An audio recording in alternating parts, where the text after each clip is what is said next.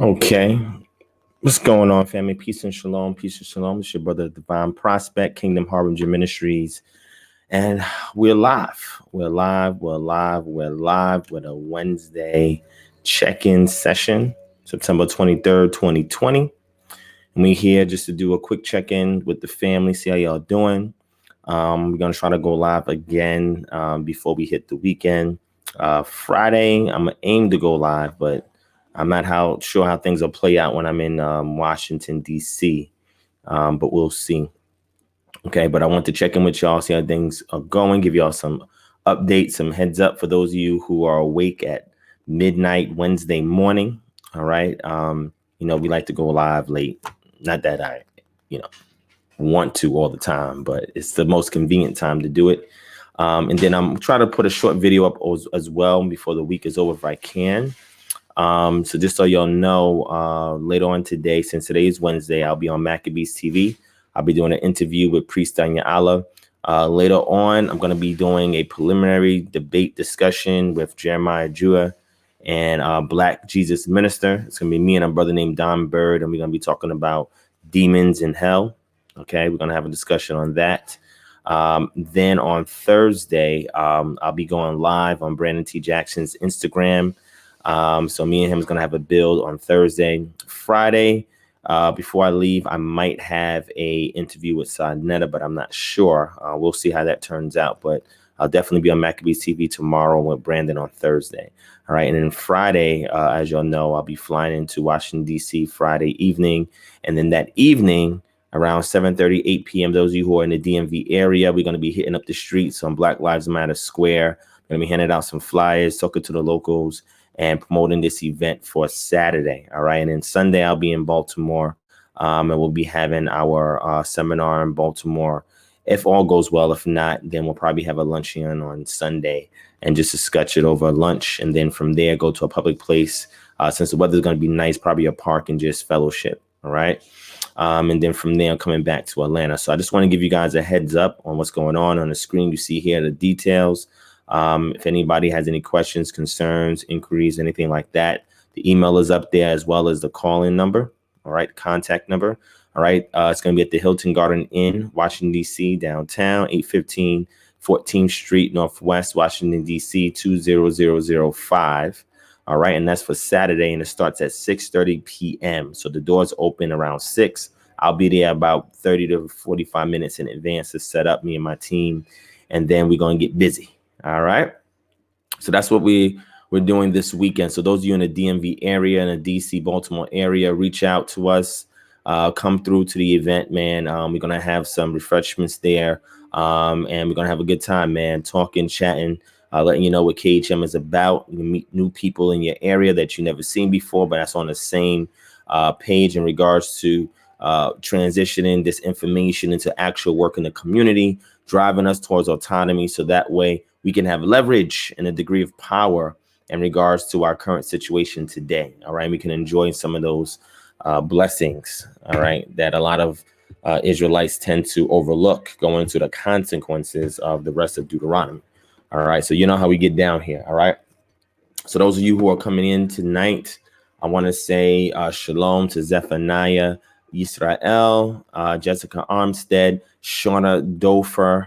What's going on? Knowledge Truth. What's up? What's up? Yapa, Kalaya, Kimberly M, Yawo, Evivi, Sedaria Halliburton, 617. Let's get it. Aishu Cole, Matiyahu Ben Yisrael says Salama Mishpacha from Colorado Springs. Shout out to Free Brew Anava, Sister 916 Shan in the building.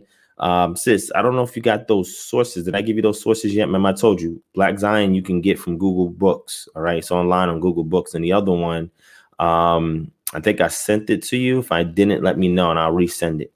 All right. But you can also access that for free online and check it out for yourself. All right.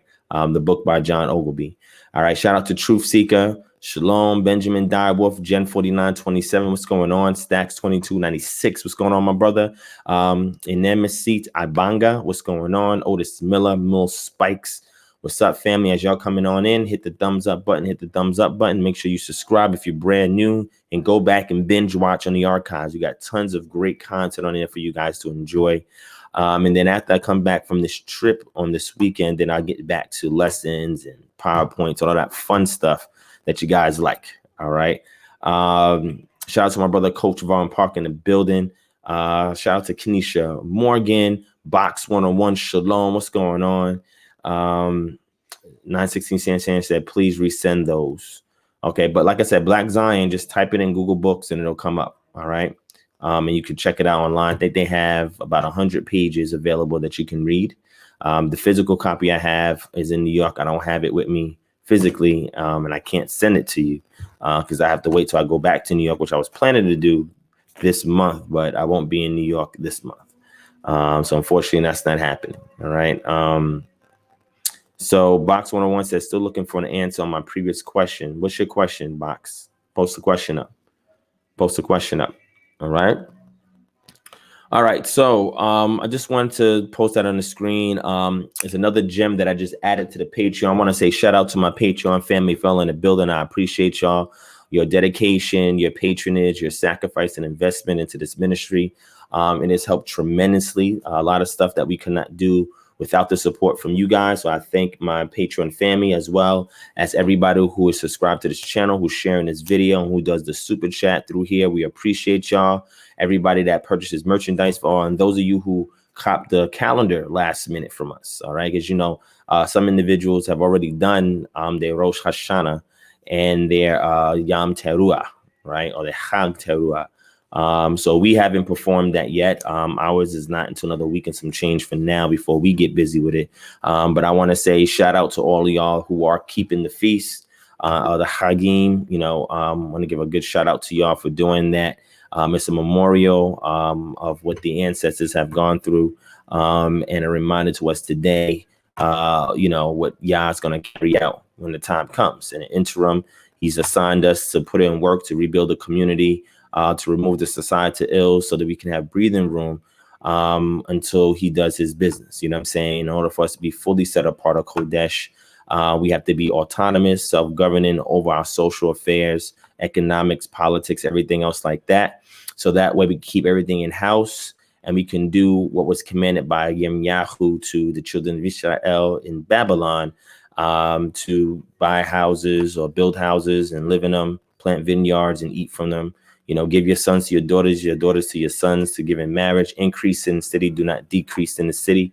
All right. And he says, you know, seek the peace of the city, right? On behalf of Yohewafe, right? For in its peace, you shall have peace, right? So that's what we're doing, being active, you know, while we in what's called captivity. All right. We're being active. And this is what we inspire everybody to do in these cities we set these chapters in, is to, you know, transmute this deep information into practical solutions for our community. All right. Shout out to my brother, Strong Island, keep it a buck in the building. What's going on? What's going on? My brother, Christian Mayfield. What's up, King? Yo, I got your back, man. KHM, we got your back, Christian. All right. It's crazy, man. It's and I'm gonna say this, right? When I'll get into a lot of details, man. There's Christians coming in droves, man, you know, coming in droves, and wanted to be a part of KHM. And, you know, I'm enjoying it. I thank the Most High for it, you know, because it's crazy that people will, you know, ostracize you and belittle you and ridicule, distance themselves to you and just look down on you if you decide to choose another path.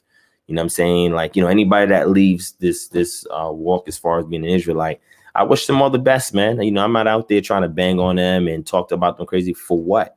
There's more constructive work to do. Like, if you have time to sit there and disparage your brother or sister simply because they choose not to follow that lane anymore, I mean, it just talks about your character, not theirs.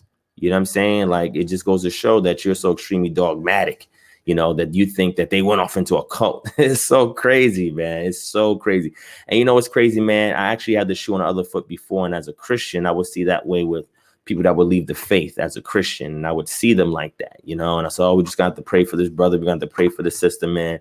You know, they about to lose their soul, man. And, you know, and I would strive because the scripture says he that winneth the soul is wise. So then I would just try to go in, and it's crazy, man. It's crazy. It's crazy.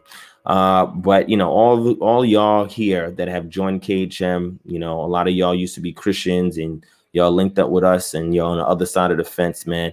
You know, for people that's talking whatever they're talking about, the grass is not green on the other side. Well, we're gonna fertilize it together as a team. You know, we're gonna make the grass green on this side, regardless of what the opposition says. You know what I'm saying? And we're gonna be transparent about it.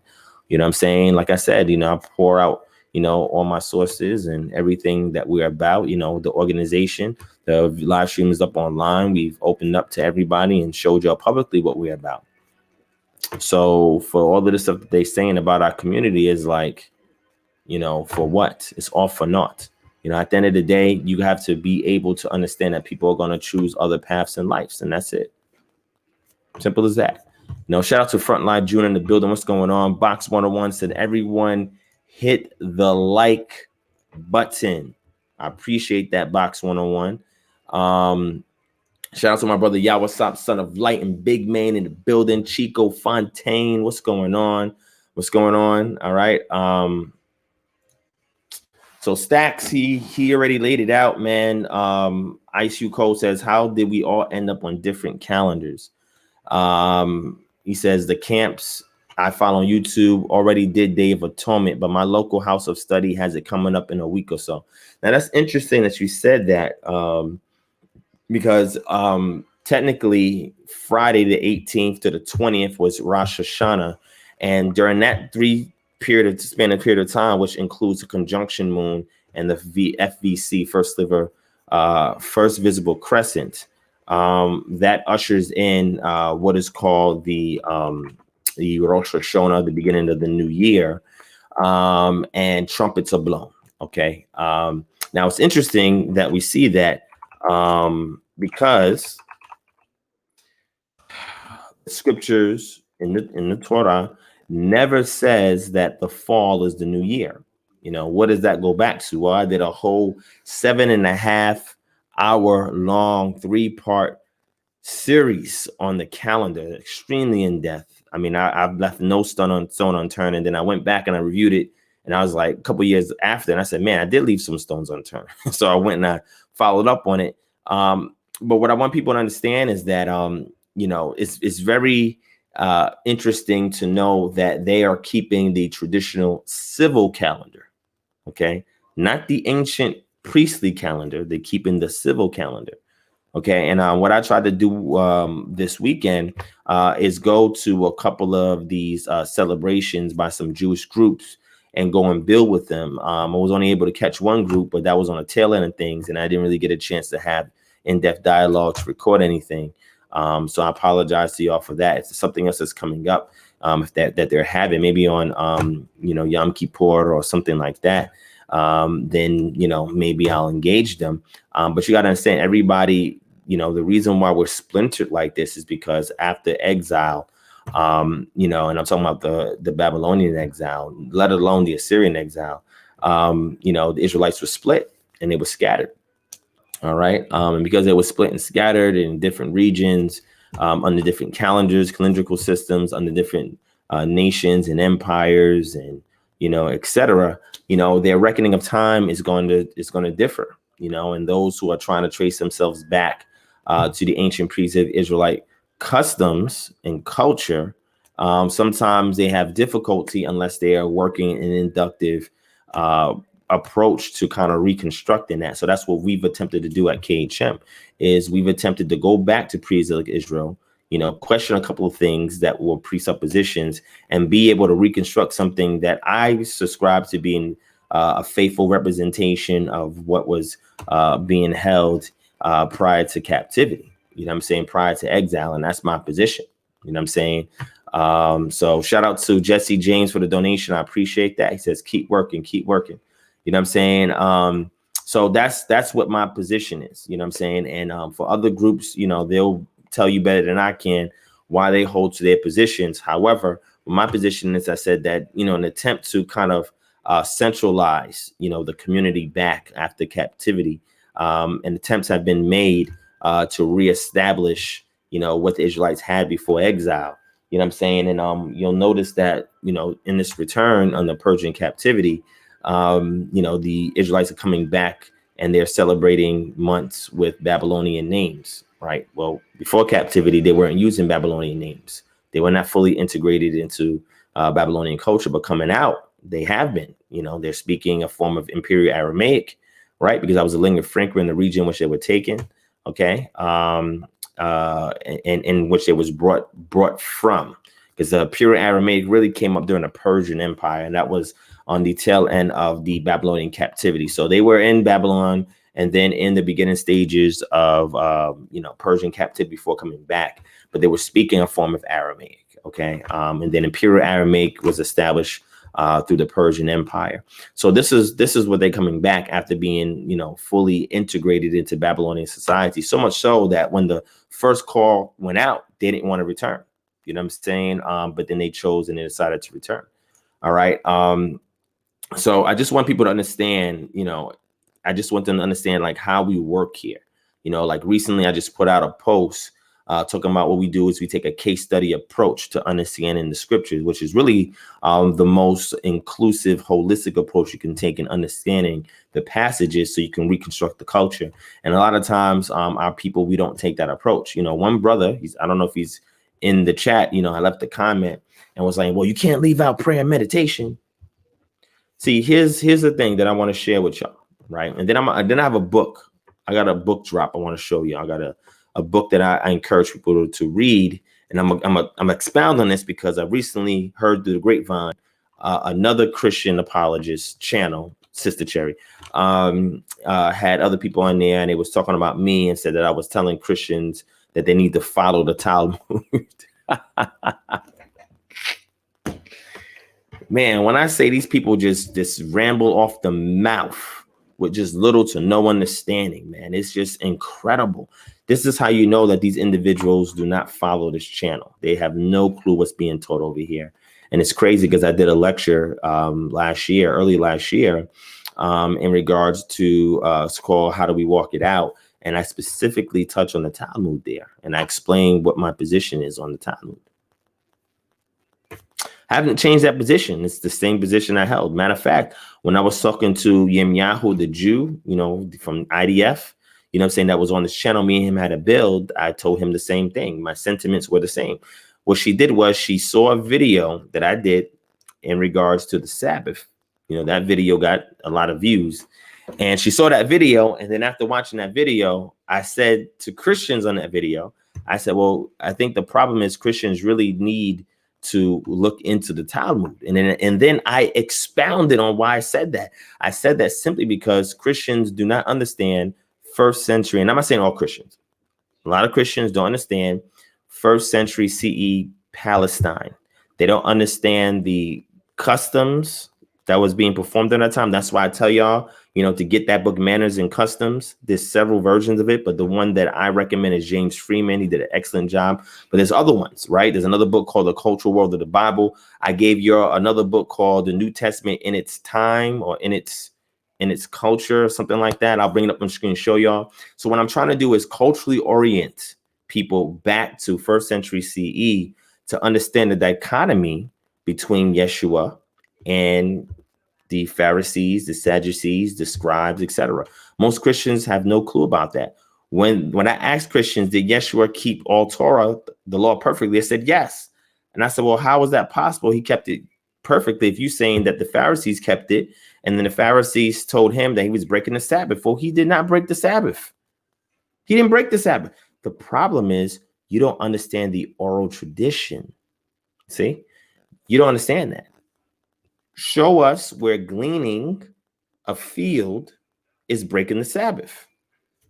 That is not your occupational work. You're not breaking the Sabbath by gleaning the field.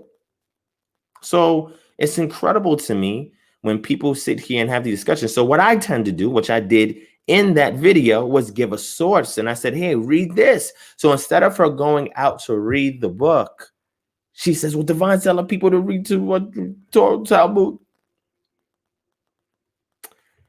That's crazy. It's crazy, like the amount of spookism that is inherent amongst these Christians, man. It's crazy. They spooky. You say Talmud. Man, it's crazy, man. And if you don't want to read the Talmud, that's fine. You could just read the Mishnah. You could leave the Gemara out. And a lot of times Christians don't know the difference between the Jerusalem Talmud and the Babylonian Talmud. They can't tell you the difference. What's the difference between the two? They have no clue because they have not read it. So you talk about something you haven't read. I also give a reference. I said, look up Pope Innocent. If you don't know who Pope Innocent was, he's the individual that made Christians think that the Talmud was evil, wicked, and spooky. So people who talk about the Talmud and don't even know where the presupposition comes from in regards to why they're so spooked out about it, they don't do the history. So I told our community, I said, look, what we need to do is we need to have our own, or do our own halakha, because that is what the oral tradition attempts to establish. The explicit of the implicit that was carried alongside the written. And this is something that was developed during that period of time in the land of Israel. And then after they was kicked out, because there's 3 major Jewish Roman wars, and they went and relocated to Babylon. The Mishnah was completed in 200 CE.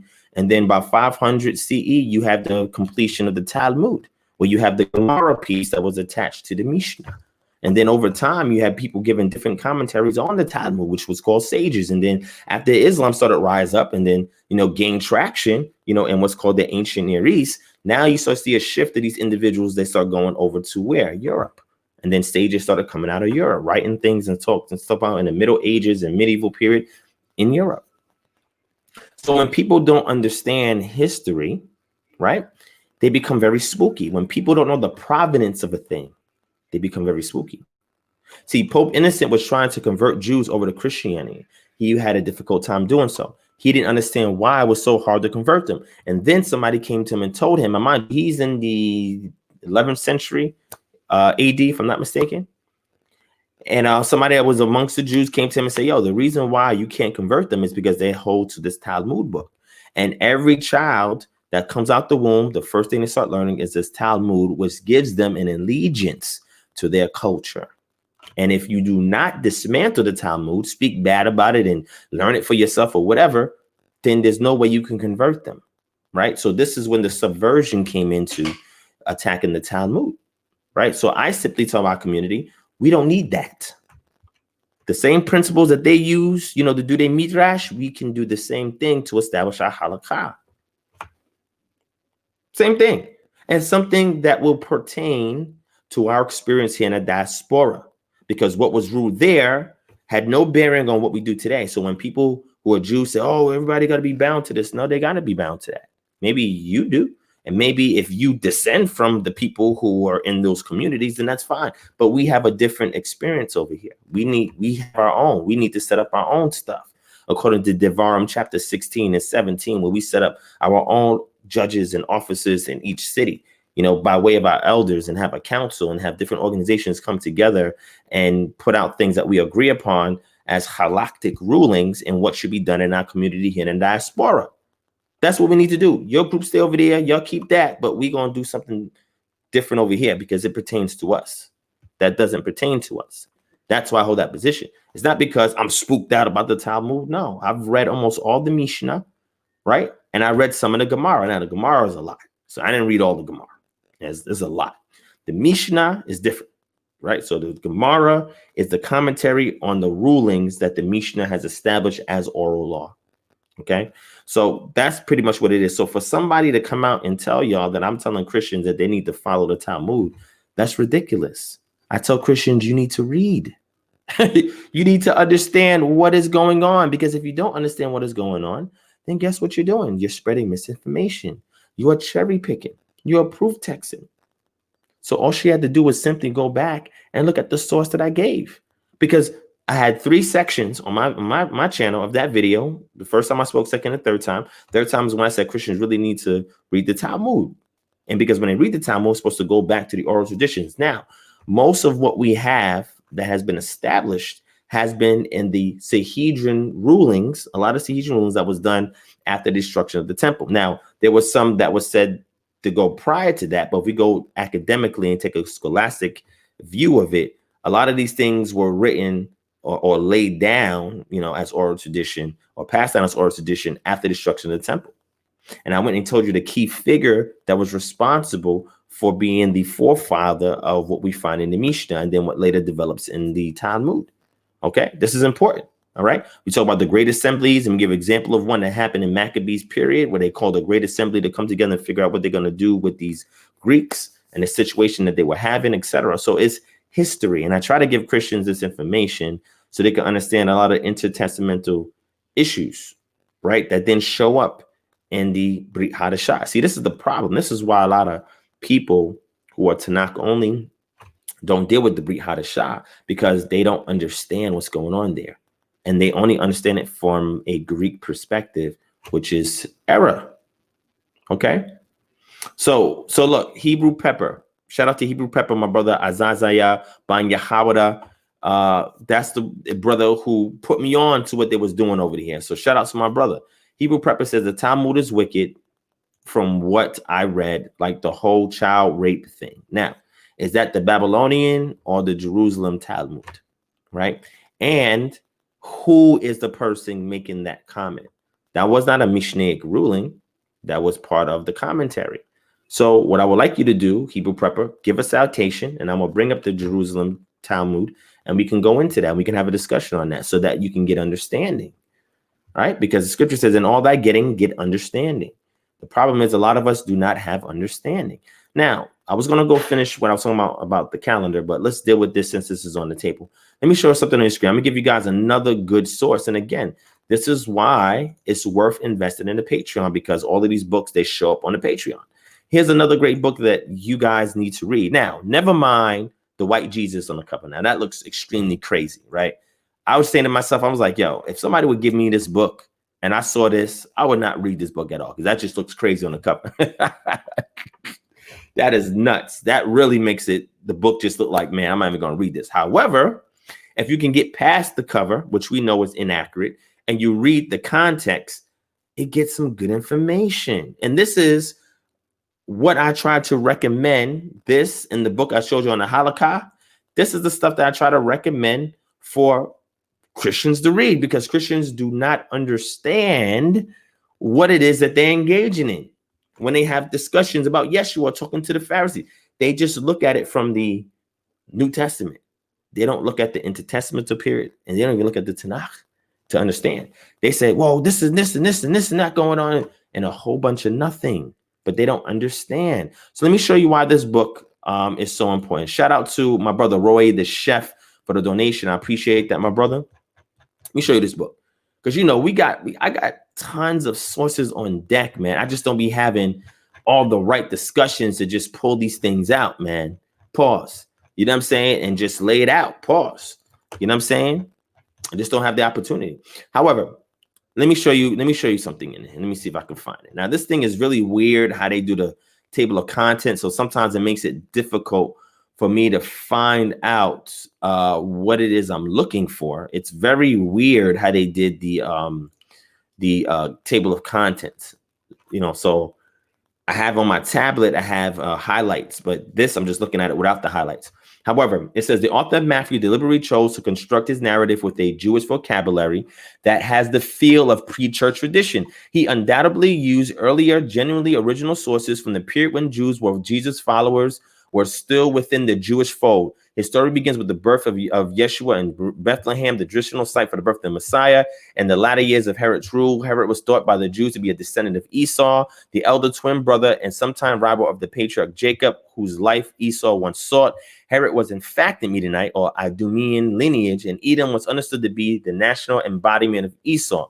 The Romans appointed him king of the Jews in 40 BCE, and he gained control of Judea in 37 BCE. Although he was a ruthless tyrant, he kept Judea politically. Let me do this so y'all can see it.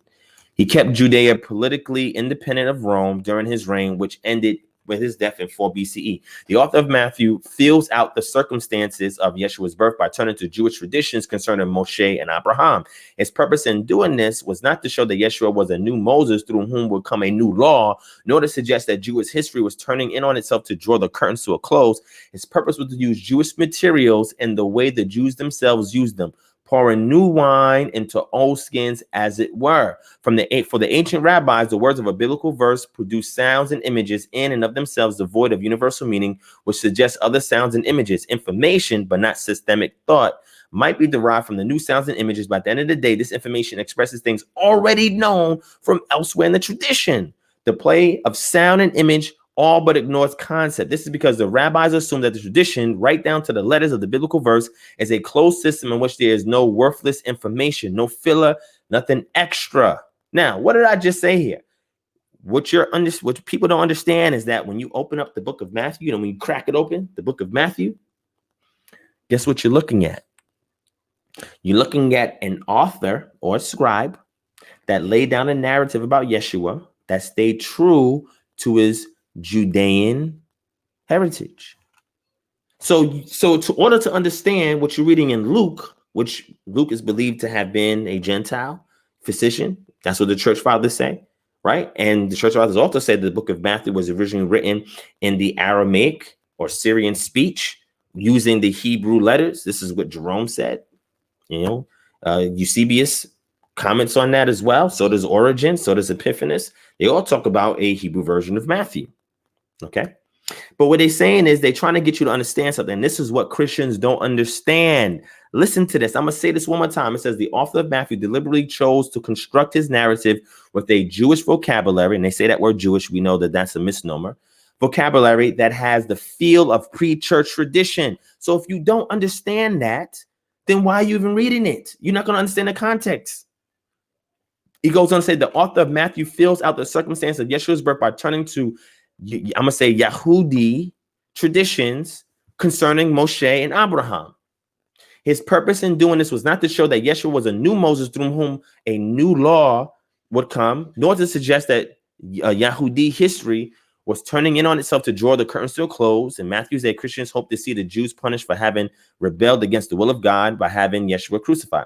His purpose was to use Yahudim materials in the way that Jews themselves use them, pouring new wine into old skins. He was just simply performing midrash. He was coming in the traditions of his forefathers. He was not saying anything that was out of the norm per se. However, it became a novelty to those who have veered off the ancient path. And what they've done is that they've layered and layered and layered stuff onto the ancient path. So when you read, and you read with comprehension to understand the background context, which is proper hermeneutics. You're Christians, supposed to be doing hermeneutics. You get to understand the history behind what you're reading. You get to read it in its context. Remember I gave you that book, was the New Testament really written in Greek? How do you understand Semitic idioms unless you understand the Aramaisms in the Greek? Parallelisms, split words. You don't understand even how the prose is written sometimes in the narrative, which goes back to the Hebrew Tanakh. And the book of Matthew faithfully preserves this. This is why that is my preferred book of the Brit Hadashah, is the book of Matthew, and more specifically, the reconstructed book of Matthew, or Sefer, because book didn't exist even during that time. Codices don't come too much later. It was a scroll that was written, or something that was written on vellum or parchment or something like that. So even that is a linguistic gloss. Okay. So this is just understanding stuff, right? So it looks like Bo is back. I don't know why Bo is here. Bo, why are you here? Why are you wasting your time here? All right. You've been extremely disrespectful. And typically I don't mind people disagreeing. But when you become disrespectful, then there's no need for us to talk. There's no need for us to build. There's no need for you to even be here. Okay. So I'm going to need you to get checked right now. Okay. So if you're not going to chill out, okay, and behave, you're going to get blocked. All right. Because we're not going to have it today, because the people that watch this, they actually want to learn, right? They don't want to hear the stuff that you have to say.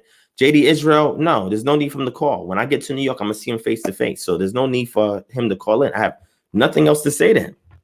Nothing else we need to say, because he's becoming very disrespectful. And it's only but so much I'm going to tolerate before I'm just going to say, look, I have nothing to say to you. When I see you, I see you. We talk then. Right now, I have nothing else to say to him. Okay. So don't encourage him to do this, because most of the people that support this, that actually support this channel and that's listening critically, right? The ones who he insulted and called them blind and called them stupid and called them dumb. This is what he's saying to y'all. Why would we want to hear somebody like that speak on this platform if he's calling y'all names and then disrespecting me and calling me names? There's nothing more we need to hear. We heard everything we need to hear already in my last 2 dialogues with him. There's nothing more that needs to be said. So I'm going to keep on what I'm saying.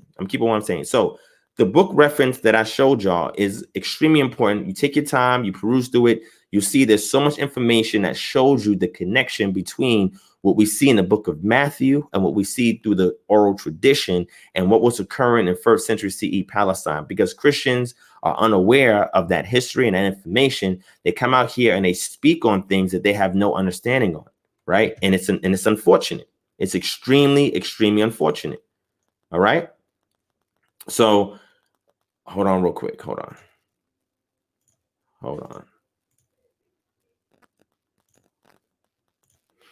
So all I simply did was I simply recommended for them to go and for them to study. And when they go and they study, they'll be able to understand what I'm saying. But because of their ignorance, they don't. And it makes them look crazy. So the point I was trying to make earlier, and again, go back and get that book. I showed it to y'all. Let me pull up on the screen again. I showed it to you on the screen again. Let me show you the book. So you'll see what book it is. And again, my Patreon family, you guys can check that out. Anybody else, you can shoot me an email and I'll send the book to you, or you can just sign up for the Patreon. And there's tons more books like this that we have on deck. All right. It's called The Gospel of Matthew and Judaic Traditions, a relevance-based commentary. All right. Excellent book from Brill Publishing, man. Excellent book. Everybody that's watching this channel, you need to get this book. The problem is people cannot show the Israelite heritage in the Brit Hadashah. See, what a lot of people don't understand is that there's a lot of, Yahudim writings that existed in Greek. Almost your whole Apocrypha is in Greek. However, we know that it wasn't originally in Greek. Greek was the secondary language that was written in, because you can tell by looking at the Aramaisms and all the other stuff in it. But there's tons of Greek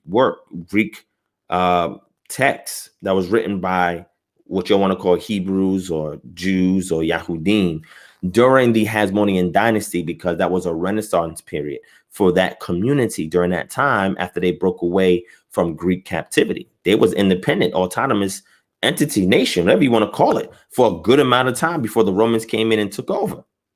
And during that time, a lot of writings flourished. A lot of things got preserved. Okay. So that's important to understand that. So when people who bang on the New Testament because it was written in Greek, they say it's written in Greek. Some of it we know it's not written originally in Greek. They haven't gone back and looked at the other heritage of stuff that was written. Also, they have not studied the Septuagint, because the Septuagint is one of the oldest references to a preserved version of a Hebrew original that existed prior to its translation. And several attempts have been made to retranslate it back into Hebrew by doing textual criticism and comparing to other manuscripts. And we can also see some of that transmission heritage from the Septuagint end up in the Dead Sea Scrolls. We see some of it that's comparable to what we see in the Masoretic text, some that we see in the Samaritan Pentateuch, and we know places where they differ. Now, one thing is, when I'm being told by somebody that Divine, how can you say we need to take a case study approach? So let's look up what a case study approach is, all right? Because I pulled this up earlier, and I'm going to read it to y'all, right? I'm going to read it to y'all what a case study approach is, because I think this is extremely important. I think that we need to look at the text in this fashion, and then after we understand what we're reading by using this methodology, then we can actually understand what the text is saying.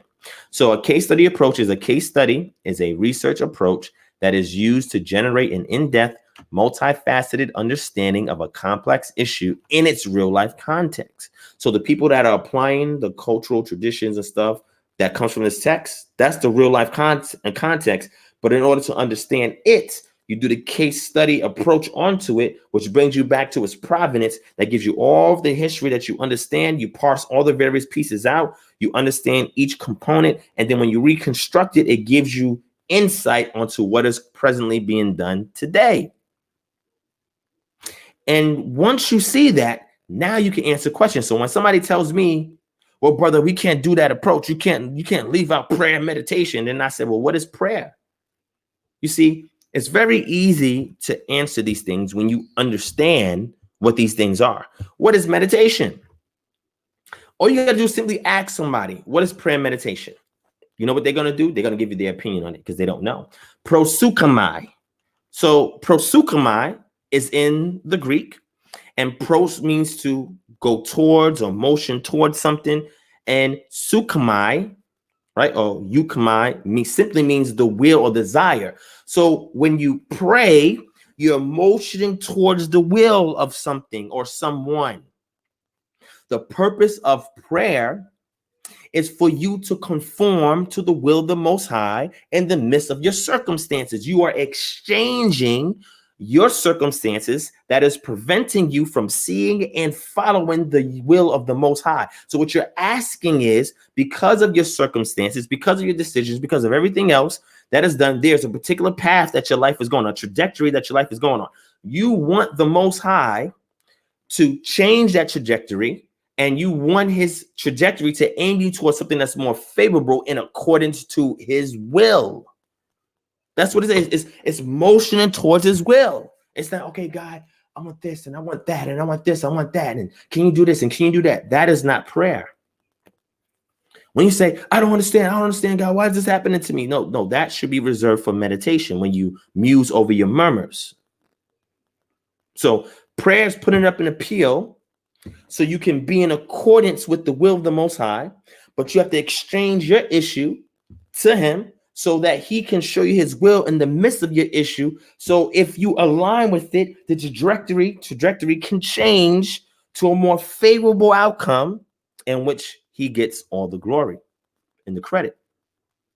That's what prayer is. It's not deep. It's very simple. If you go back and research the word, that's it. It's very simple. Okay.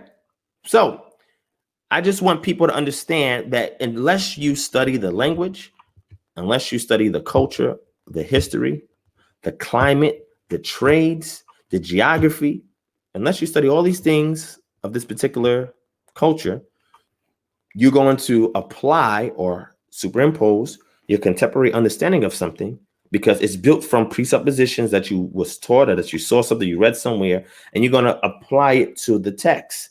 And then you're going to be disconnecting yourself from the original intention of the text and be wondering why you don't get the results that you're looking for. Okay. All right. Devon, does the KJV go from Malachi to Matthew and skip the Roman takeover? Well, the original KJV did have what we call the Apocrypha in it. You know what I'm saying? A lot of that was faithful to what we get in the Septuagint. Okay. Now the Pentateuch is just the first 5 books. The Septuagint is the entire Old Testament, what we call the Old Testament, the Tanakh. And some of that did include some intertestamental works. Okay. So it just depends on which publication of the KJV, right? Because you have the Cambridge version, the Oxford version, right? And you have the 1611. You have a version prior to the 1611. You have a version in 1700. So it depends on which version we're talking about, right? But some of them do have the Apocrypha, and some of them don't have the Apocrypha, okay?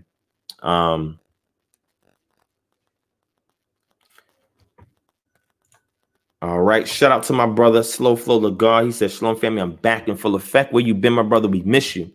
We miss you. Thank you for coming back, man. I appreciate it. All right. So Aisha Cole said, I've never understood prayer fully until just now. Well, don't take my word for it. Let's go ahead and look into let's do an analysis on it. All right. Let me do an analysis on it so you can see what I'm talking about. So you can understand what it is I'm talking about. Right. And then I'm going to go back to the Septuagint. And again, you guys can get all these resources online. I'm not hiding nothing. This is not no secret. Okay. This is available to anybody. See, that's the difference between me and these guys. These guys give you their opinion. I give you the tools to go back and fact check what I'm saying. So here you go. Let me show it to you. All right. So we have here pros euchomai, right? Where you get your pros and your euchomai, right? Here's the Greek pros euchomai. All right. And pros euchomai means it says the prayer, right? Pray. That says the strong concordance. That's not good enough. The helps word study does a little bit better. And it gives you the gist of it. It says prosukomai from 43:14 means pros, to go towards, and they actually add the word exchange, which I don't think it's really good, but let's work with it. And eukomai, which means to desire, to will, to wish, properly to exchange wishes. This is what it's saying. Literally to interact with the Lord. That's how you know a Christian is actually writing this. By switching human wishes, ideas for his wishes as he imparts faith. Accordingly, praying is closely interconnected with pistis, which means faith. And in Hebrew, it's emunah, which means a solid foundation. All right. So when we're looking at this word prosukomai, the best way from the manuscripts that are typically used today to see what it lines with in the Old Testament is to go back to what's called the Septuagint. Okay. So I'm going to bring up the Septuagint so you can see. I'm going to give you Yirmiyahu 11 and 14, where the Most High is telling him, don't pray for these people. Don't motion towards my will for these people. Because if you understood my will, the fact that they have eyes that can't see, ears that can't hear, and that they have a mind that's dumb, then you understand that my will is for them to stay that way because they've chose that destiny. Their hearts has been hardened. Why are you motioning my will to change that fate that's sealed? All right. See this stuff. Let me show you what I'm talking about. Let's get into the Septuagint, and you can go to this Septuagint. It's very easy to pick it up. It's called the enkatabiblon.com. All right. I'm gonna throw the link in the chat so you can follow me. Matter of fact, I'll throw it in here so you can follow. Okay. See, this is the difference. Okay. All right. So Bo, you're being disrespectful, my brother. So, you know, you gotta go. All right. You gotta go, Bo, because you're being disrespectful. All right. Nothing personal. We're just here to build. We're just here to learn. Like you're distracting away. Okay. Let me build with the people who really care. All right. So let's go to the Kata Biblon, all right, or Kata, which means the go down. Biblon means books, right? So look at this. Watch. Let me show it to you. Okay. Jeremiah chapter 11. Hold on. Let me bring it up. Hold on. Let me stop this. Let me bring it up on the screen.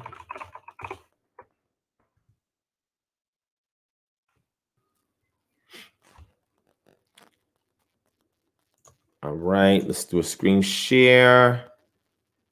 Where is it at? Right here. All right. Here's our Greek right here.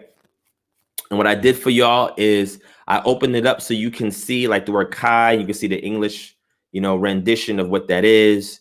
Which means you, on. Then you have your word here, right? And then when you click on it, it actually gives you tells you about the inflection of the verb. Right? It tells you it's in the second person singular, imperfect, male, plural, indicative, second person singular. And pretty much that explains to you the grammar of that word. It's actually parsing it out, the components out, right? And look, we got the sister, my sister, 916 Shan. She's in the building. The sister is great with the Greek, so she can fact check everything that I'm saying.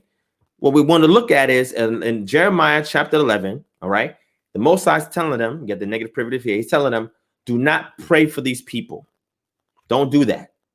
Okay. And if you look at the English translation, do not pray about this people, nor lift up by plea, nor prayer about them. That's important. Plea and prayer is deep, because I will not hear in the time in which they are calling upon me in the time of their suffering. So the Most High says this fate is sealed. So let me give you an example. You remember when David did his thing with Bathsheba, right? Conspiracy to murder, got the man killed, slept with his wife while the man was alive. So that's adultery. And then had the man, go to the front line and have him killed. He prayed to the Most High because Nathan came to him, gave him the story. He got mad, rented his clothes. Said, that man is you. Oh my God. Prayed to the Most High. Most High said, because of this, your unborn, your son that's about to be born, your unborn son that's about to be born, he's going to be sick and ill. What did David do? He prayed. He wanted the Most High to move the circumstance into a favorable objective. If it was his will. See, that's the thing. See, we want the Most High to strengthen our will. That's not what prayer is. See, that's why we all messed up, because we don't understand the Eastern concept of what prayer is. The purpose of you praying is not for the Most High to do your will. When Yeshua was praying in Matthew, oh, if you wish, let this cup pass from me, but it's not my will, but thy will be done. It says he prayed. That was prayer. The people said the Lord's Prayer, well, that's what the Lord's Prayer is. He says that thy will be done in earth as it is. Thy will be done in earth. That's prayer. All right, look.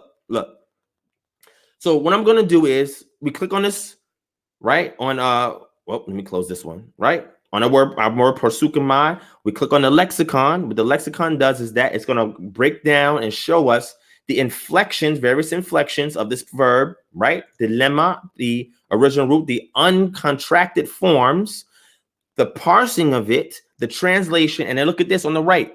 Let me zoom in because it might be a little small. All right, it gives you the verses where in the New Testament to compare it with. So if we go to Matthew chapter 6, verse 6, we see the word here. And we see the word also here. It's inflected differently, but we see it here where it says, but you, when you pray, enter into your prayer room and having shut your door, pray to your Father who is in secret, and your Father who sees in secret will reward you openly. Pray, but different inflections because of the syntax that dictates how it needs to be inflected. And you can tell by looking at the case ending. This is when you understand the Greek, which I hate Greek, but I'm learning enough of it so I can kind of make sense out of what I'm reading, right? So the key thing that I'm saying here is this is the same word. If we continue to go down, we'll see it. Matthew 26 and 36. He says, sit here while I go there and prosukamai. I go there and motion towards his will. Oh man, this is deep. Going in various verses. I'm just clicking on so you can see Matthew 17:21. But this kind does not come except by motioning towards his will and fasting. So when the Most High says, don't pray for these people, let's go back into the Hebrew so we can see the word for prayer in Hebrew. And maybe we can get an understanding of what prayer means in Hebrew. What I'm simply trying to show you is when the translation of the Septuagint was being done, they looked at the Hebrew, tried to find a corresponding Greek word. Sometimes it didn't work, right? And we'll see some weird things in the Septuagint. Emmanuel Tov is one of the best textual critics on the planet, criticism on the planet from my position, and he explains these things. But something very unique when we see the word pray in Hebrew. Because if you don't understand the word pray in Hebrew, it doesn't even make sense what you're reading here, okay? So watch this. Watch this. All right? I don't know why this is not loading up. What just happened? I just lost. I don't know what's going on. All right, let me do this.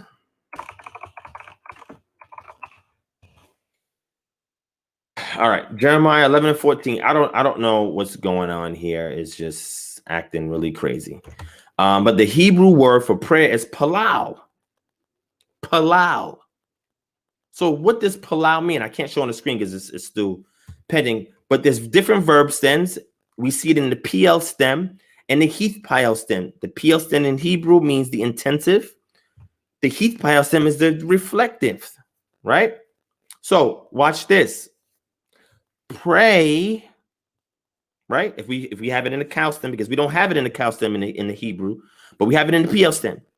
And it means to make a judgment, which simply goes to the root to mean to cut to the side by comparison of things in order for a decision to be made. What does this mean? When you are motioning towards the will of the Most High, what's happening is you're allowing him to judge you so he can conform you to his will. And in the process, you put your stuff up to him in an appeal. He cuts out that stuff that's of you. And what he does is he strips it down to the part that has to do with his will. And then he works on conforming you to that will because that's what he empowers. That is how you understand what prayer is. Can you sit there, read it and say, okay, this means prayer. So I'm going to tell you what prayer means. No, you got to go into the language. And if you don't understand the language, guess what happens? You are distancing yourself from what the intention is. Okay. All right. So when Christians hear this, they're like, praying this. I hear Christians give a million definitions for prayer. They never really explain to you what the Greek word means and the Hebrew word means. It's very simple. Just give them the language. And if something you can't find in the language, you go to the culture. If you can't find a culture, go to the history. If you can't go to the history, go to the climate of the region. If you can't understand climate, go into the topography of the region, geography of the region, the geology of the region. Go into those things, or go into the animal husbandry, go into the agricultural trade, right? Go and look at the river. There's a Jordan River there. Go into the coastal plains to see how that region differs from the Central Hill countryside and in its high elevation. Look at to see what different cities are today. Understand these things, because this is how you have a holistic understanding of what the text is saying. So when he says, don't pray for them, the judgment has already been made. I'm not going to judge that situation anymore. It's already been judged, Yemyahu. Don't ask me to judge it. I'm not dealing with it. Yeshua says, not my will, but thy will be done, because it's motioning towards his will, his desire. But he has to cut you and strip you. So when prayer is not just something you say, it's an action. It's something that you do, something that becomes part of your behavior. When Daniel was praying, 3 times a day, he kept trying to see how his actions can conform to Yah's will. Peradventure, if he's in alignment with it, Yah will spare the situation that was going on.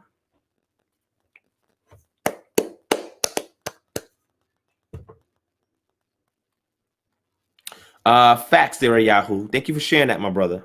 You're absolutely right. Big Ming, so simply put, prayers agreeing with the Most High's will and in alignment with our words. It means you allow him, because a lot of times when people pray, and again, let me give you an example. This is why I talk about formulaic prayer. See, I'm trying to save this for a lecture, but it's okay. I'll bring it out.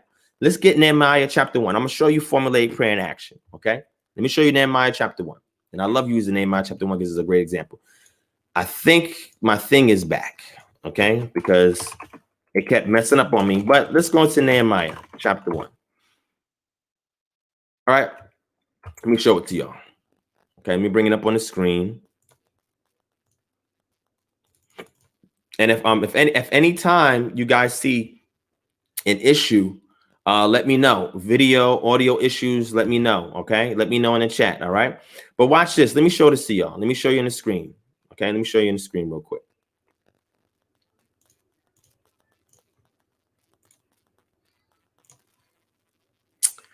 I just lost where I was at. Let me find it.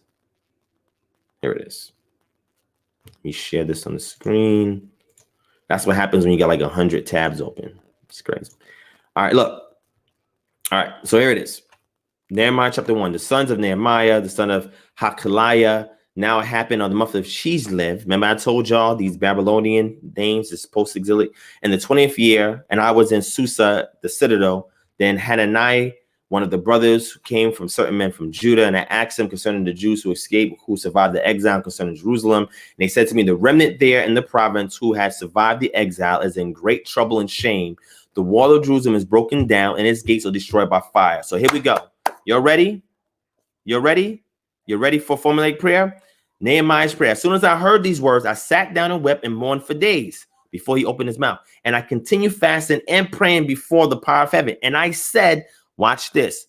O Adonai, Eloheka, our power, or Elohim of Shamayim, the great and awesome power who keeps covenant and steadfast love with those who love him and keep his commandments.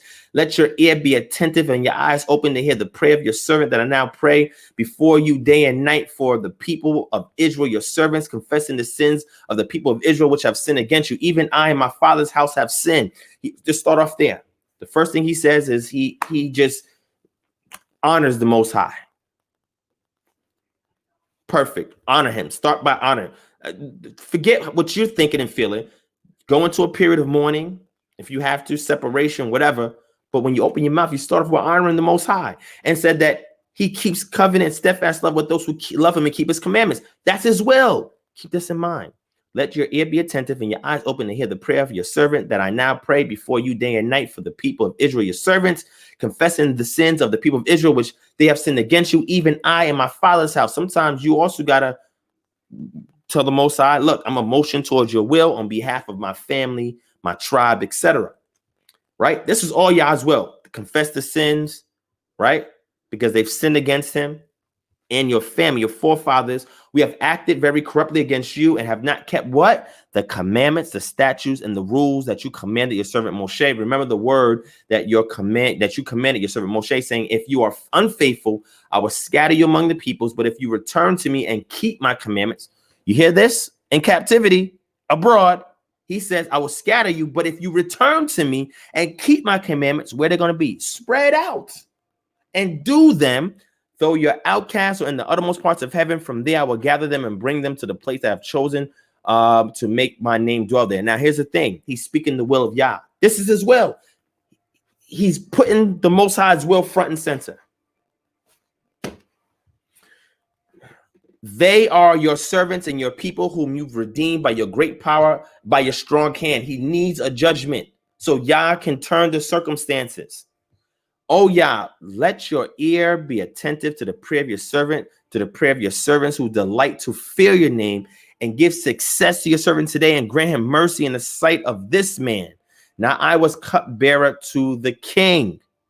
So you see, he's telling the Most High, let your ear be attentive to my motion towards your will, to me allowing myself to be judged before you, and the prayer of your servants who delight to what? Reverence your name, and give success to your servant today and grant him mercy in the sight of this man. Why? Because the prophets already said what was supposed to happen. See, Ezra and Zerubbabel more predated Nehemiah.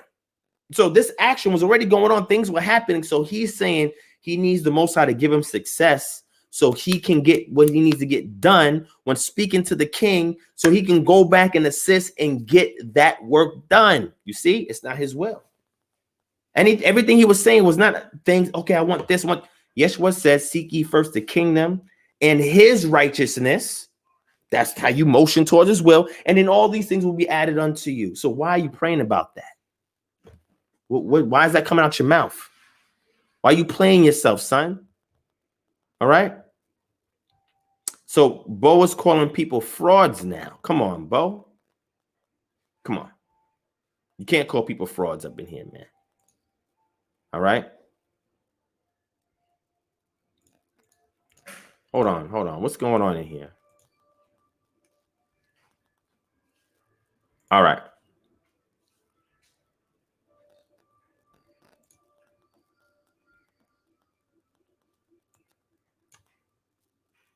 Hold on.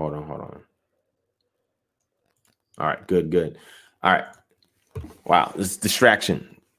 All right, so when I'm simply trying to explain to y'all, and this is going to come in the upcoming lecture that I'm going to do on prayer, because I did want a meditation. What I'm simply saying is that people just don't understand because they're not looking at it from a lexical position, and that lexical entry and how that word is inflected, right, in various parts of the literature, its usage, its semantic value, the meanings, various meanings you can have, going to the root. Now, you never want to do what's called an etymological fallacy, which means if I see this word here, then it must mean the same thing as its root or shoresh, and that's not true, right? That's fallacy, because its usage can have different connotations and mean something different over a period of time. You have to look at things within its context, okay? But here we see when he's saying he's praying, this is what it is. You're making a judgment on something. You're allowing yourself to be judged on something. Allowing cutting and separating to happen so you can be conformed to the Most High's will. That's it. Simple. So I simply want people to understand that when you have the tools available to you, you can do this. Okay. So inalienable rights, shout out to you. Correct. Shan. She says prostrate comes from shaka. She's absolutely correct. That is a separate action that is sometimes coupled with prayer. Okay. But inalienable rights. You said Yah is moon in ancient Egypt. It is.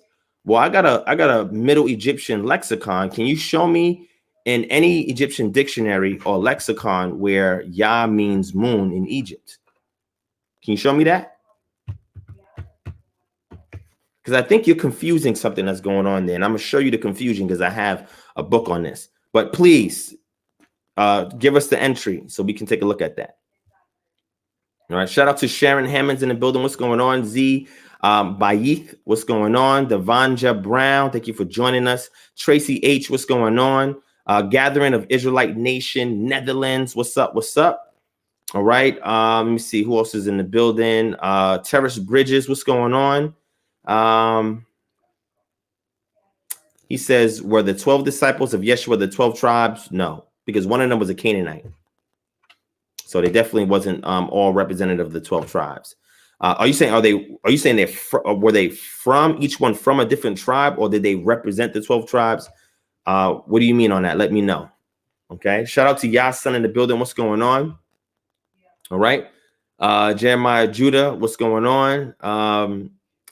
He said, are demons real? Yo, JJ, man, stop playing. Shout out to DB Hebrew, exalted by Yah. What's going on? My brother Roe, the chef. What's up, my brother? All right. So I'm just gonna leave y'all with that. I wasn't even planning to talk about prayer today, but I just wanted to explain this to y'all because it's crazy when people call us a cult when simply what we're trying to do is really get the understanding that was intended by the author to the audience within its historical context. I mean, that's simply what we're trying to do. All right.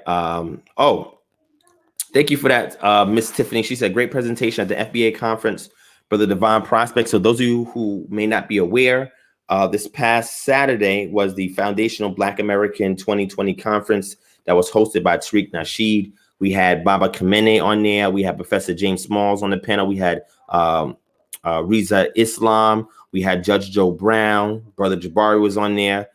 Dr.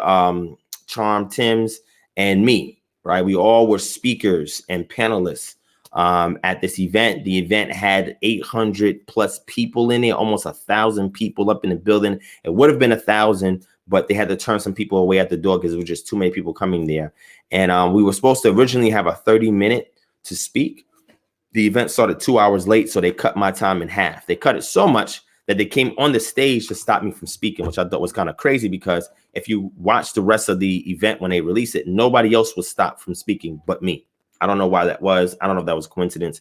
I have no clue. I think I should have gotten my full 30 minutes because I was actually going to give a practical solution for what people can do after what it is I was saying. Like I was doing a setup and then giving them the direct instructions on what to do. And I didn't get a chance to do that. However, what I did leave, I believe, did help a lot. There was a lot of applause. A lot of people came to me afterwards. So I think we did have a good event. So this guy creates another handle. This is sad, man. Sad.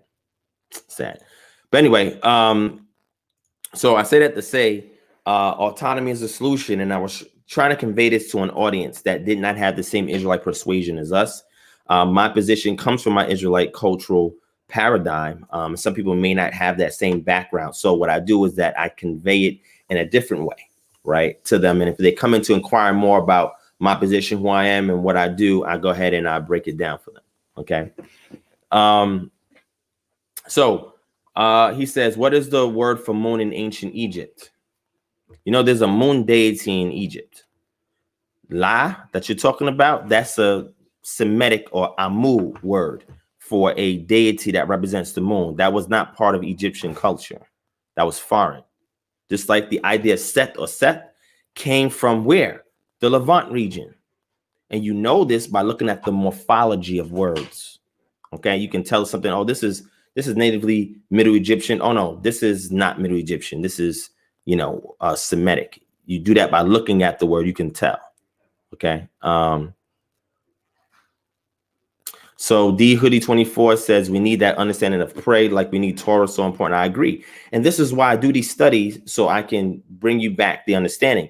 But I want to give you all the tools. This is why when we do the KHM holistic research paradigm for Bible study, when we start those classes, I give you all the tools to do this type of study. So you can do it in my absence. You don't need me to do it. See, that's how you know you have a person that's striving to be a good leader, because teachers teach students how to teach them. I give you all the tools so you can use it and other various methods so you can come back and teach me something. Okay. Derek said, sound like something that happened with the Kemet on trial. But if you want to know the word for moon in Middle Egyptian, I can simply just bring up the Vigus dictionary and we can take a look at it if you want. But I just want to know, NLB writes, why are you bringing that up? You know, what's the point that you're trying to make with it? All right. Fact stacks. So I'm just saying, let me know.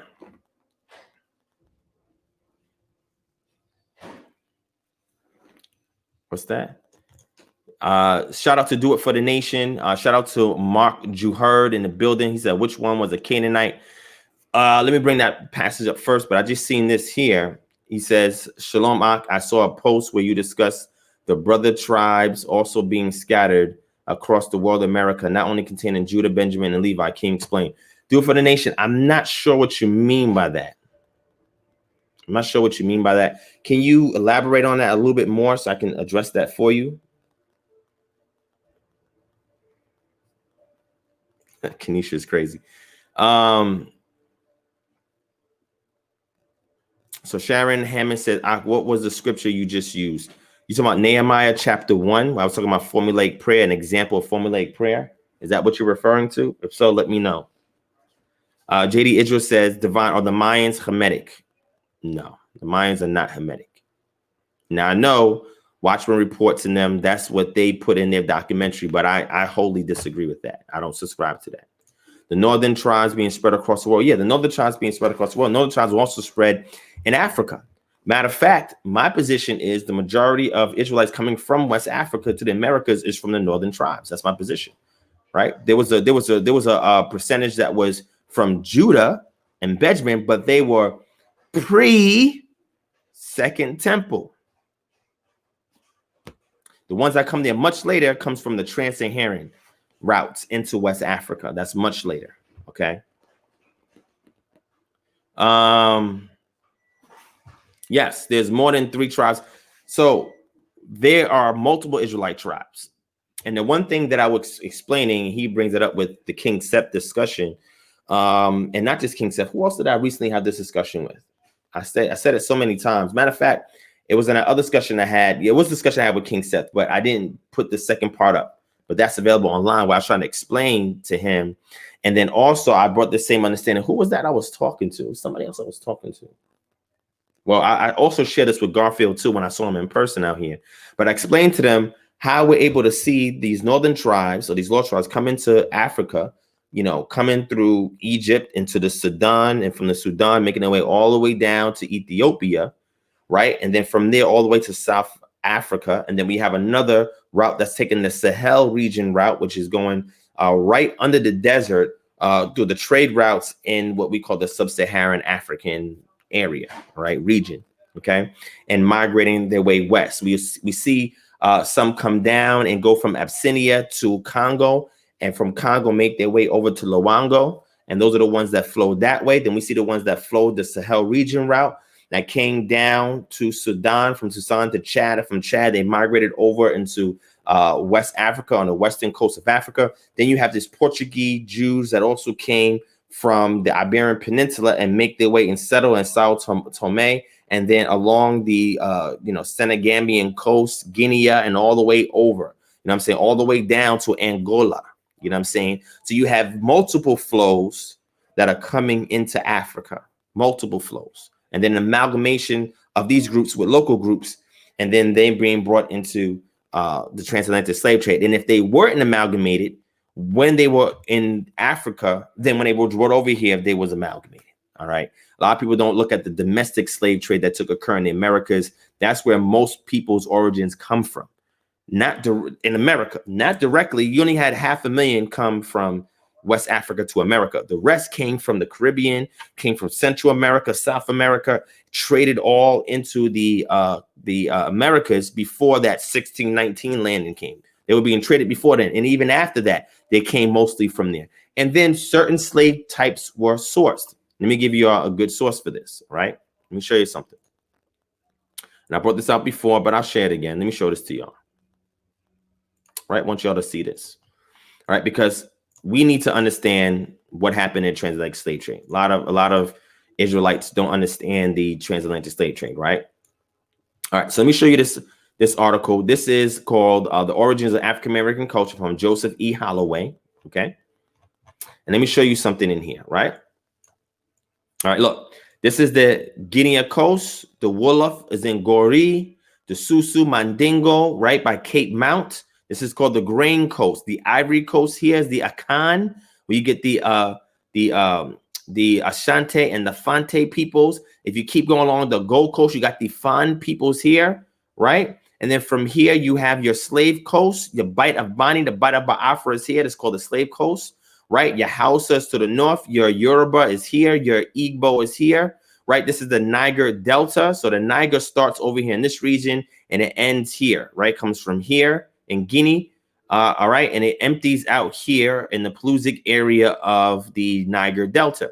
And then we go down to Cambinda, right? In Angola. So here, the Bakongo, this is your Loango, your kingdom of Loango here, and there were slaves that was brought from there. Then you have your Angola coast. The Dutch came in this region, and then they were superseded by other groups that came here. Most people in the Americas come from Central Africa, all right? You have a certain amount percentage here. I wish I had my chart, but most came from this region right here, right? From the slave coast all the way down to Angola. This was most came from, right?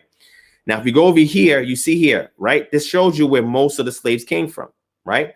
You have mostly your ports in Savannah and in Charleston, South Carolina, Savannah, Georgia, and then you have your ports in Portsmouth and other areas in Virginia where slaves are coming, okay? Mostly you had in the South, you had your Congolese peoples, right? From mostly Congo that came to South Carolina and Savannah and Georgia. Then you had flows that came to Virginia, and most of those were Igbo that came from Virginia. So my family is from West Virginia on my dad's side. So I have Igbo. My mom's side of the family is from the U.S. Virgin Islands, where a lot of the slaves from Luango came, and where those black Jews in Luango was also pushed over to the West Indies area, more particularly in the Virgin Island region, right? It tells you that cultural clusters from South Carolina, the Mande was 25%, Mono River was 7%, Akan was 11%. Then you have smaller percentages of the Sudanic, Niger Cross River, Niger Delta, the Bakongo Bantu, 11%, and your other Bantu from the Ovim Bandu is 28%, and the Luba Lunda Bantu, which is another smaller percentage, right? But let me show you this. Let's keep going. Let me show you this. Right?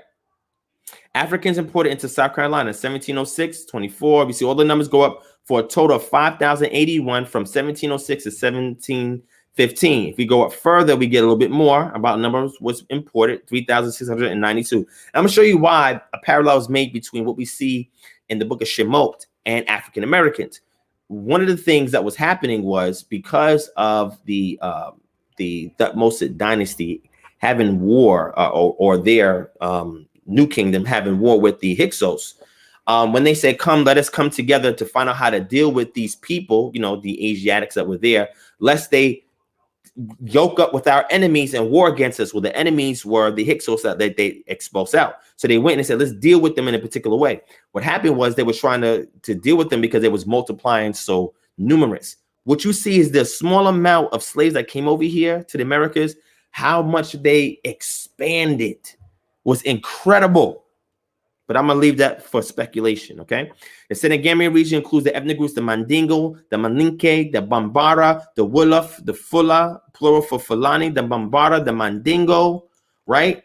The Malinke are related ethnic groups that speak dialects of a single language and share the same Mande culture. Malinke, however, are Muslim. The Bambara are anti-Muslim. Collectively, these West Africans from Senegambia through the Bight of Benin and Biafra represented 60% of Africans imported into South Carolina through the 18th and early 19th centuries. But the heterogeneous cultures placed them at a disadvantage in influencing African-American culture. So when you have heterogeneous, it means because they were not one group of people, one ethnic group, there were multiple ethnic groups, right? It made a situation where it wasn't just one ethnic group that influenced African-American culture. You have multiple groups that are there, right? And we see residues from these people coming over here of ancient pre-Israelite Israelite culture amongst these groups. Okay, but let's keep going. I want to show you something interesting.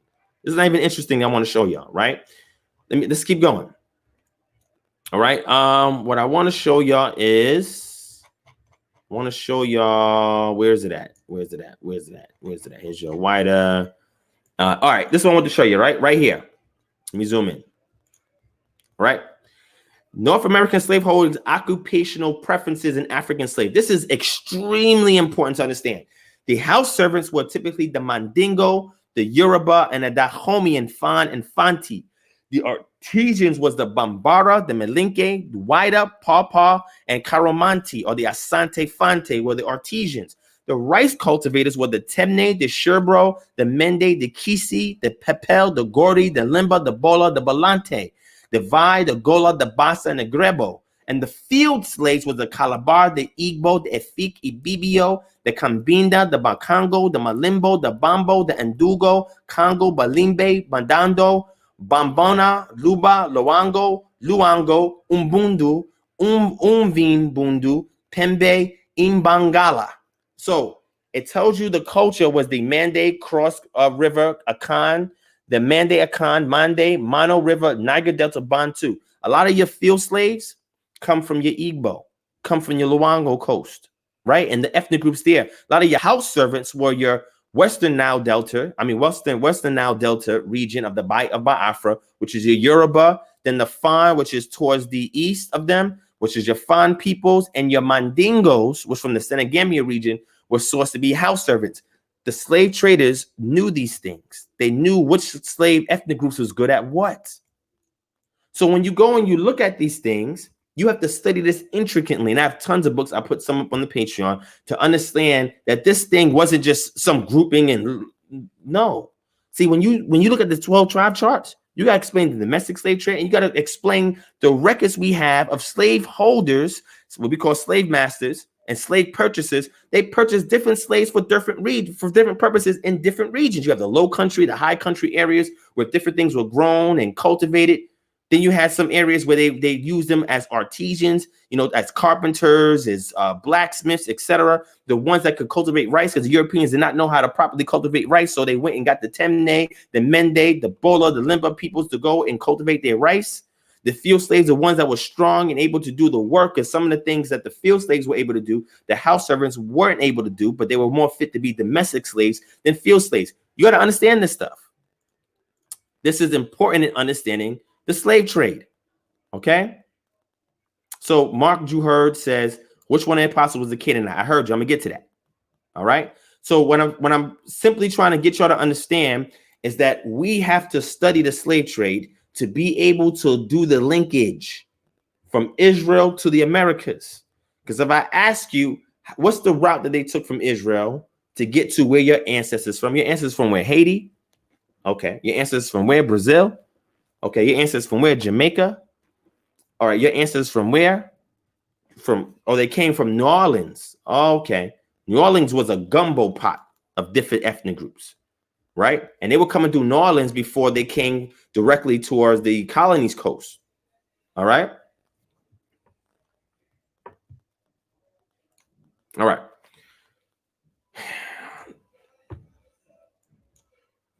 Oh man, this looks crazy. Okay, hold on. Let me fix this.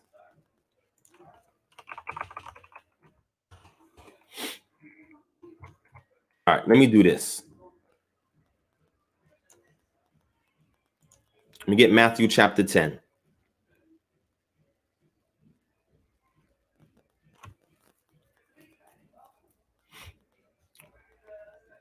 Let me bring it up on screen. Hold on, give me a second. I'm trying to find it. It's right here. All right. Check it out. All right.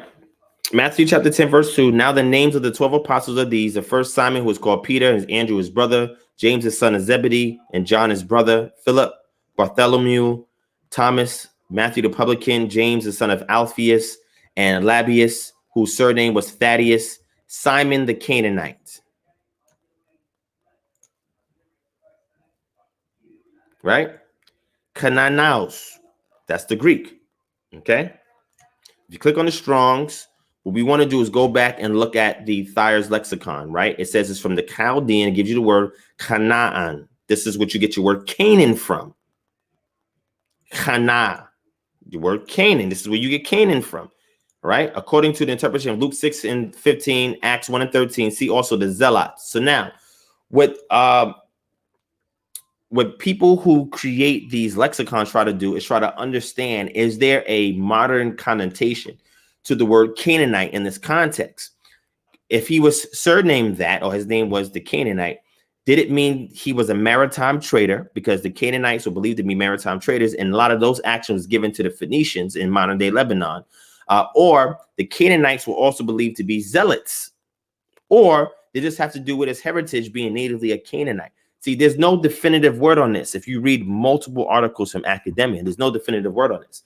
But the text is clear. If you go back to the Hebrew, it's the word Canaan. We call it Canaanite. That's what he's called. He's called a Canaanite. I didn't make that up. I'm just simply showing you what's there. I didn't write that. Okay. Hopefully that answers your question. You can go back and take a look. If you need some lexicons to do your research in, I can send them over to you. All right. And you can check it out for yourself. All right. All right. So cosmocentric mystic Amaku says, As came from where? I don't know what the heck you're talking about. I don't know what you're talking about. I have no clue what you're talking about. Z Bayit says the definitive reason why they were selected for the different tasks is due to what they already understood culturally. Exactly. Before they even traded them, they had already traders that was already making their way, and missionaries making their way into the west coast and central coast of Africa, and then trying to make their way into the hinterland and studying these groups for years to understand these trades that they did, the culture, before they went and sourced them for different tasks to do over in the Americas. This wasn't just some, oh, let's just go grab some slaves. This was extremely systemic. Do you understand? They kept a lot of records. People say, oh, we can't trace it. Yes, we can. We have tons of records. You just haven't looked at them. So cosmocentric mystic Amaku says Asar Set. Okay. And you even put you put AST. That's incorrect. If you're talking about Mejunecha, that's not how you say or how you abbreviate Asar and Aset, or the trilateral roots for those two names. When you have that T at the end, that is your feminine suffix. That's why it's Aset. Asar is the masculine version of Aset. One is masculine, one is feminine. So you didn't even do the abbreviation correctly. The trilateral root, you got to go back and fix that. Okay. So I don't know what's just going on. So Mark, you heard, email me, kingdomharmony@gmail.com. I'm going to put the banner down below so you can see it. And if you need a couple of lexicons, if you can't source them for yourself, then I got you. All right. Malachi says inalienable rights is trolling. I think he is. He says, make that Egyptian moon thing clear, Prospect. Why do I have to make it clear? I just told you. Do you want to go into lexicon? Matter of fact, let me do this. I'm about to end off, man. Cosmocentric mystic Amaku, inalienable rights. Let me see. Who else is there?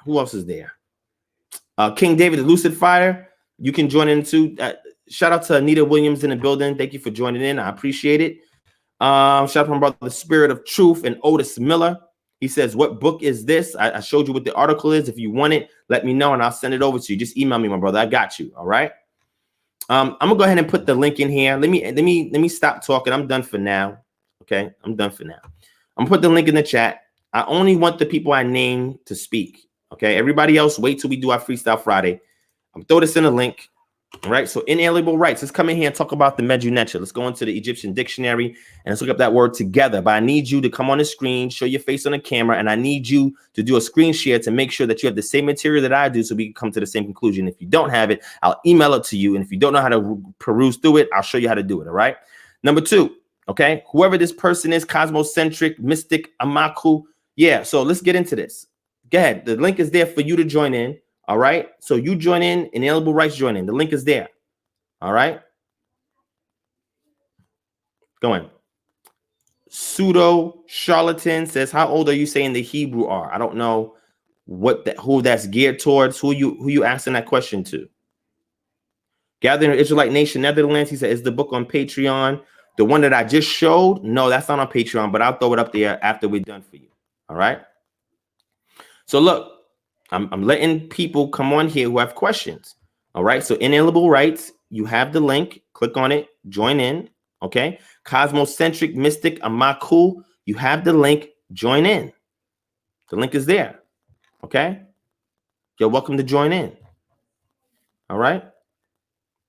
They never do, Scott. You know they never do. Okay, it's all good. Z-Baith facts.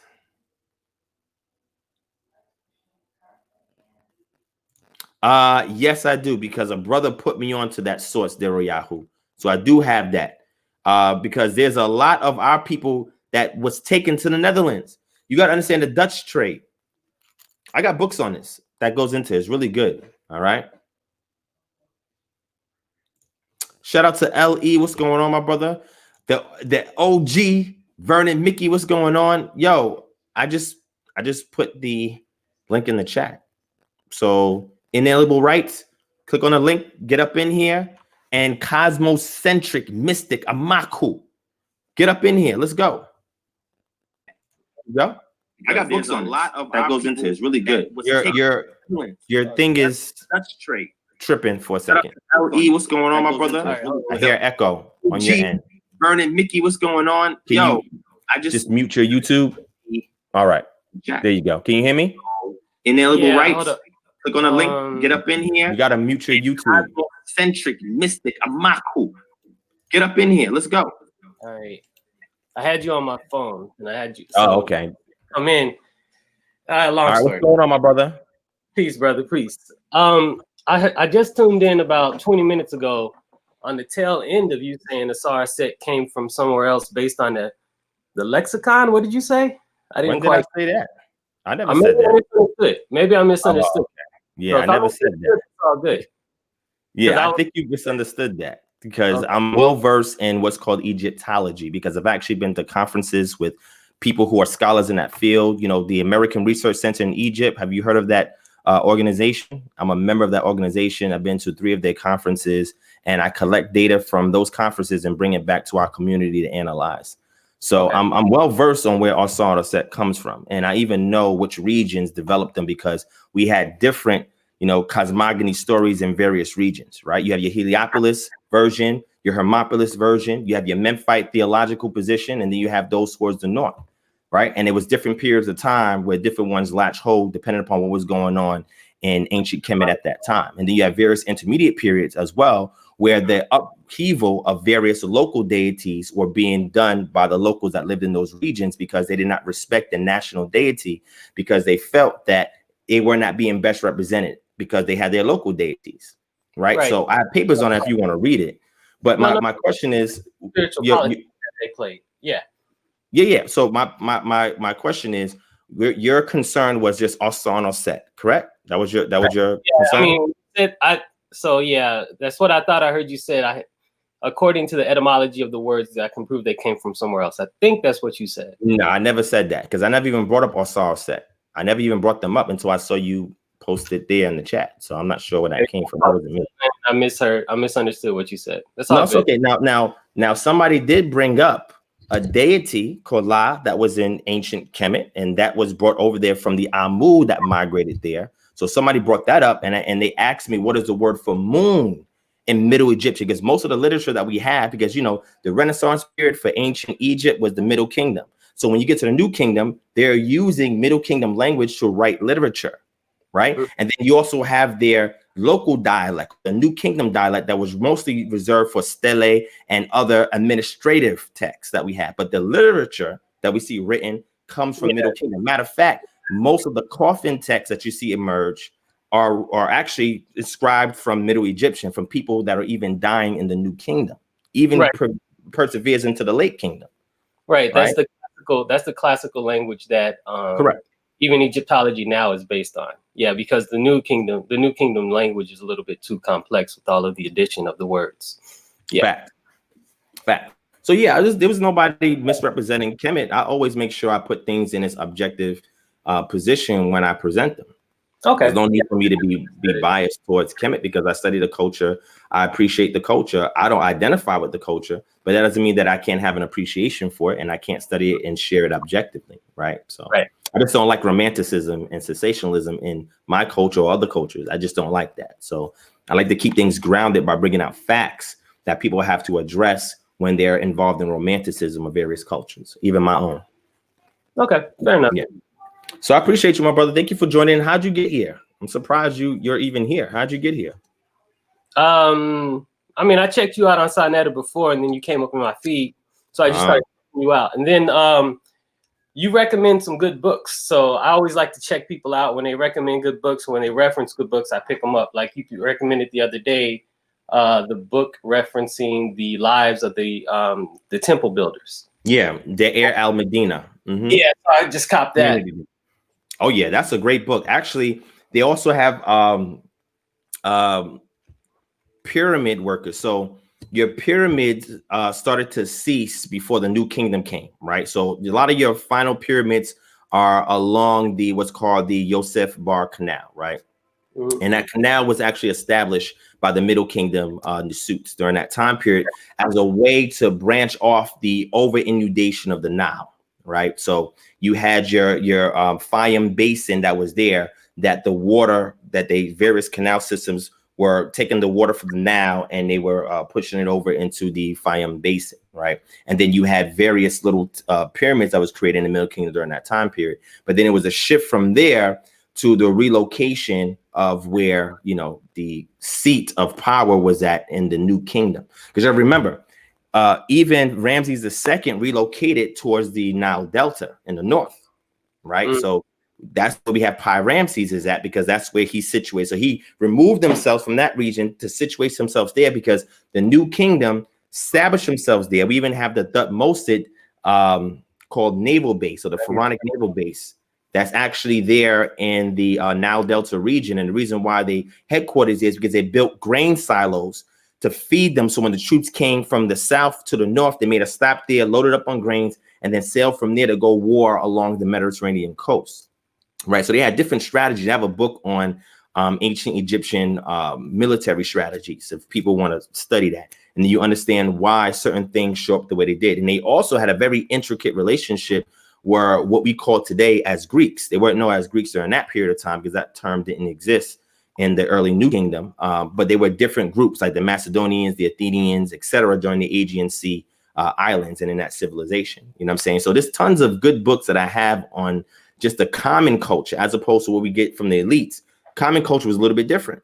You know what I'm saying? Matter of fact, we have some references from the common culture that did not agree with Hatshepsut being the Nasut. They didn't agree with that.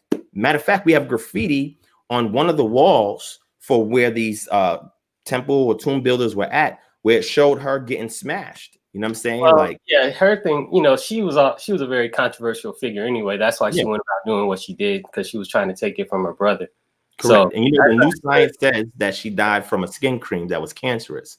I'll bring that up on screen and show it to you. It's really deep what these German excavationists discovered, right? They discovered the skin cream that actually had carcinogenic effects on various mummies that they discovered during that time. So I'll bring it up for you real quick so you can see that. We do German skin cream. And I saw that, I was like, what? It says that killed her? Like, wow, that's kind of crazy. So let me bring it up here. This article right here, if it loads up. All right, let me show it to you on the screen so you can see it. And this is what I do. Like when I do research, like you're not going to see me doing or saying things to spite another culture. Like that's not what I do. You know what I'm saying? Like I try to present information as handed and try to make my way through it. You know what I'm saying? So it says skin cream possibly gave Egyptian queen cancer 3,500 years ago. All right. An Egyptian queen who died 3,500 years ago might have poisoned herself accidentally by using a carcinogenic bomb to treat a skin complaint, German university researchers said on Friday. Have you read this? Is a pretty 9-year-old article that I got in 2004. Yeah, it's really interesting. The different skin diseases that they had at that time. You know, a lot of primitive stuff that they were, you know, bombs and salves that they were using on their skin.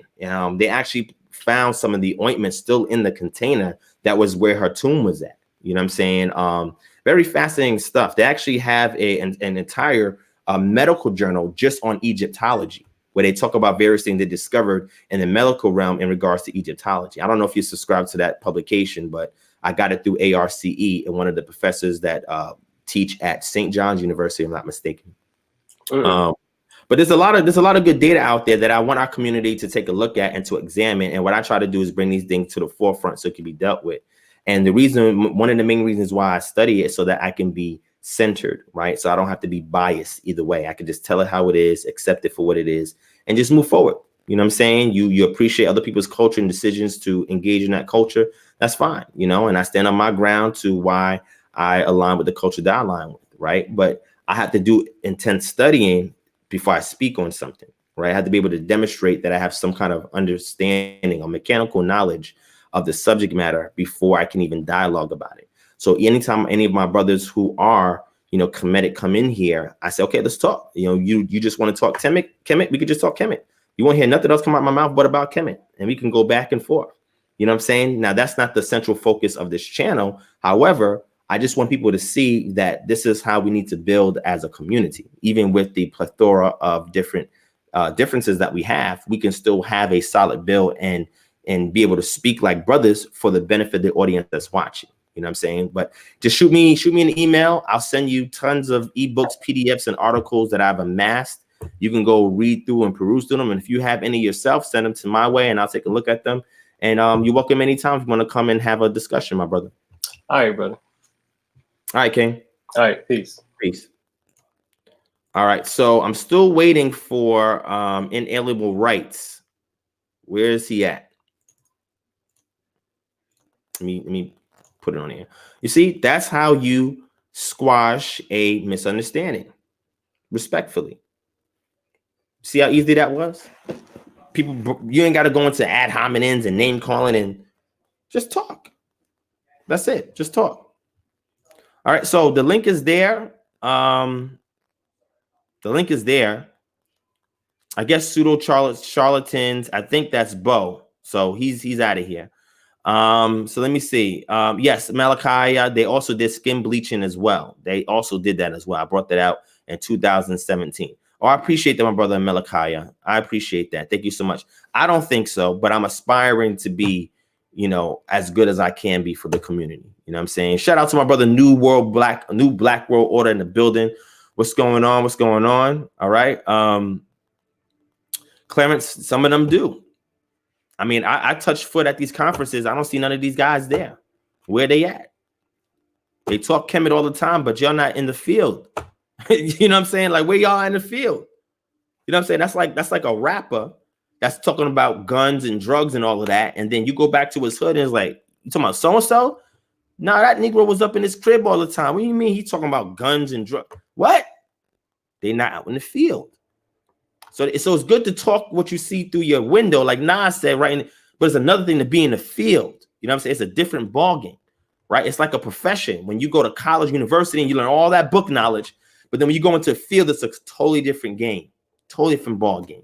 And you got to move and navigate and operate differently. That's why I see a lot of these people who are these armchair scholars on YouTube that talk all of this stuff. And I'm like, well, that's not what academia says on this subject matter. Like, have you spoken to the people in that field? Have you gone to these conferences? Like, are you in correspondence with these universities? Like, if you're not doing that, then it's like, you have an agenda. That's what it is. Okay. All right. I see. All right. So, I mean, the link is there. I don't know what happened to inalienable rights. He disappeared. I was giving him opportunity. He want me to bring up the moon. I want him to get on camera like the other brother did. Shout out to Kaz. What's your name, brother? Let me see. What was that brother's name again? Amaku. Shout out to the brother Amaku. Thank you for coming in, my brother. And again, what he was doing was fact checking. He's like, yo, Divine, I heard you said this. I'm like, no. I didn't say that. You know, it might have been a misunderstanding, but this is what I said. And maybe this is what you heard, but that's not what I said. I've tried to be very fair, you know, in my assessment and my deliberation of things, as fair as I can be. You know what I'm saying? So Mac 803 says, how was a 3-hour-long FBA conference? I think it ended it started officially at like 5 o'clock. So it was 2 hours late. And it ended at 10. So it was about 5 hours with a break in between. So hopefully that answered your question. And I did see Yvette. I did see her response to it, and I thought that was very interesting. Then L. Jones says, I was joining the convo about the different tribes in Africa. Donnell, I have tons of sources on this, and maybe I'll do a separate lesson on that where I just talk about the transatlantic slave trade so we can understand it within context, and then give you guys the sources. If you're interested in the sources, we have it on Patreon, or you can email me, kingdomharbinger@gmail.com, and I'll get it over to you, okay? All right. So I did not, because I got there late. And when I did go to the first one, they looked at me and my family like we were like a monster or something. Like they was looking at us weird, like what are they doing here? Like we was only black people there. So that's probably why they're like, oh, what are they doing there? And they looking at us all crazy and everything. So I was cool. I didn't mind it. It's like, you know, my family might have felt a little strange, but I didn't care. I was like, it's like whatever.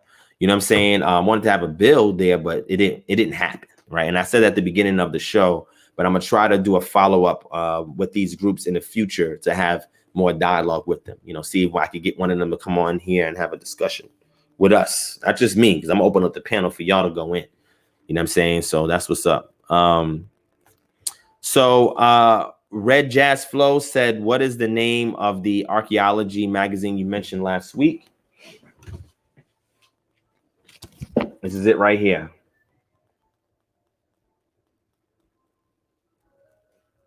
All right, this is it. So go online, subscribe, and get your subscription so you can get these mailed to you. You can read. I read every ounce of that, and then I go back and read it some more. Excellent, excellent magazine.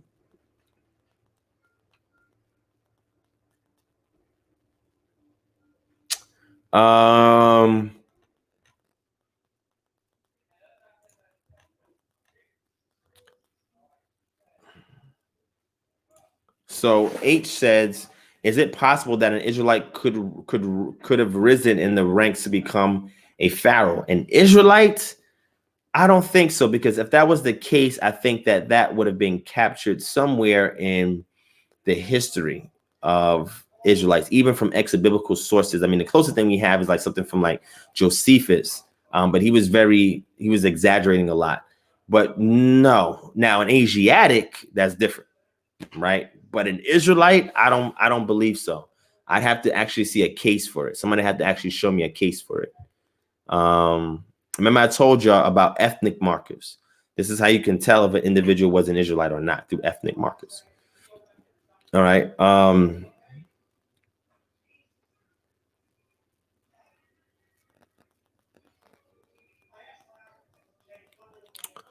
I'm trying to see all the stuff that y'all saying in here, so you see if I could catch everything before I go. Shout out to Ice Shoe Code. Thank you for the subscription to the Patreon, brother. I appreciate it.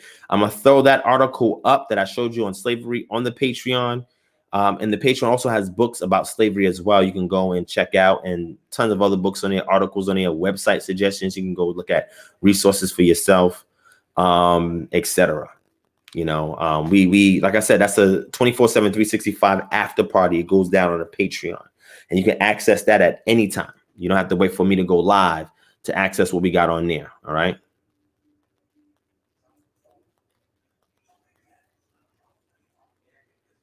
So, I mean, inalienable rights. I'm not upset. I'm not upset. I mean, you can definitely just come on here and talk. I'm not mad. Very difficult for me to get upset on social media. It's just not real. That's a reflection of things that happen in real life, but it's not really real life. Like, can't just get mad over that stuff. I get passionate when I talk.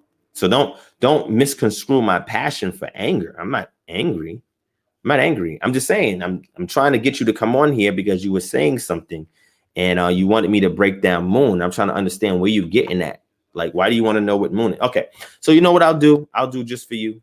I'll bring it up. I didn't want to do it, but I guess I'll bring it up. Right? I guess I'll bring it up. Right? Let me see if I can pull it up real quick for y'all. I'm gonna show you a source. You can go back yourselves and check this stuff out. Okay, because all right.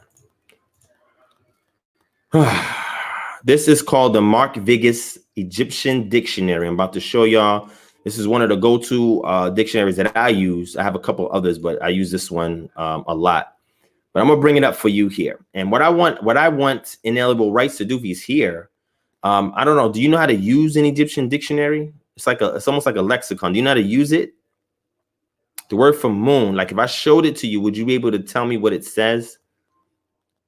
Right? Because I don't know why you, and this is what, and I'm not saying you do this inalienable rights. I'm just saying there's some people from the community that just make these wild assertions. And I'm like, okay, so you're saying Yah means moon in Egyptian? It does? Where? Where? Show it to me. Where does it say that? Let's bring it up on the screen. All right. Here's the Mark Vigas Egyptian Dictionary. Okay. See, this thing is 8,000 pages. See this? So you wanna look up the word moon? If so, let me know. Like I said, I could just bring you on here. You can take a look at it. Just let me know if you want to look up moon. We could look it up together. All right. Y'all want me to show you the moon? Hit 1 if you want me to show you moon. Hit 1 if you want me to show you moon. Dwayne says divine is a prime example of how to use time wisely. Do you want to see moon inalienable rights? Are you still there? I don't know if he's still there. Let me bring it up on the screen. See this?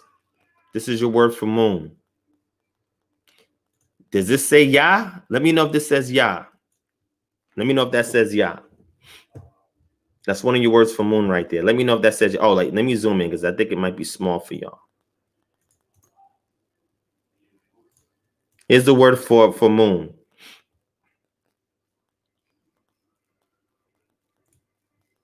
Does that say Yah? Okay, y'all, let me know if this says Yah. Because if you look here, you see this here? If you know the Medunetia, this does not say Yah. So I just simply want y'all to see this.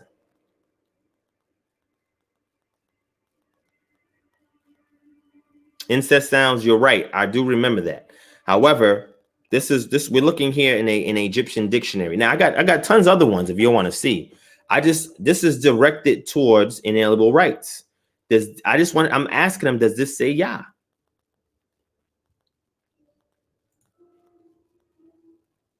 I just want him to tell me if this says Yah. I'm gonna wait another 60 seconds to see if he comes back. You know what? Let's go to crescent moon. You want to see crescent moon? Let me bring up crescent moon. Maybe that might help. Okay.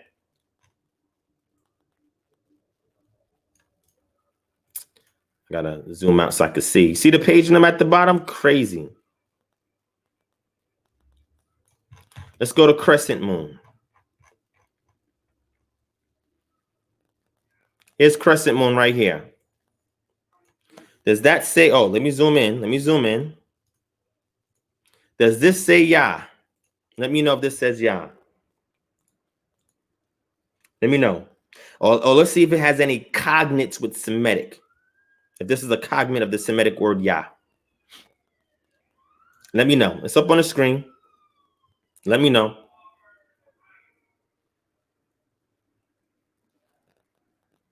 Crescent moon. Does that say Yah? Just let me know. I'm just asking a question. Maybe I don't know. Maybe I'm bugged out. I don't know. Let me know. Does that say Yah? You see, the audience has enough sense to even make that out, that they know that does not say Yah.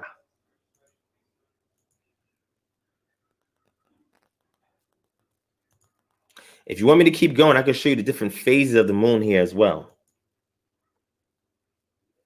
Let me know if that says Yah.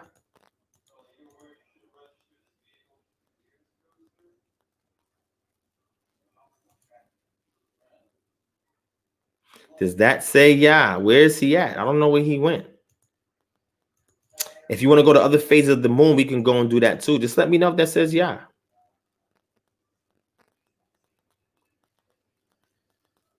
Now, if that doesn't say Yah, let me help you out. Let's go to page 1078, because this is probably the controversial thing that he's saying. Let's go to page 1078. 1078. I want to show you guys something. Because this might be what he's referring to. But what I want him to do, because you see, I'm just showing you the dictionary. I'm not giving you the literature or any stele or any wall murals, anything like that, right? Let's move up. Let's move up. All right, here we go. Is this what you're talking about right here? Is this what you're saying? Is this Yah? That's what you're saying? This is Yah? Because if your argument is that this is Yah, because you see this seated individual here, that's a deity. That's a deity. So are you saying this is Yah? And if you're saying that is Yah, and Yah means moon in Egyptian, let's see if this is native Egyptian, or let's just see if this is what's called a loan word from a Semitic word. See, I'm trying to give you some background information so we can dive into that. So this right here does mean Yah, and this right here does have a cognate with Semitic, but what is the context that we find it in?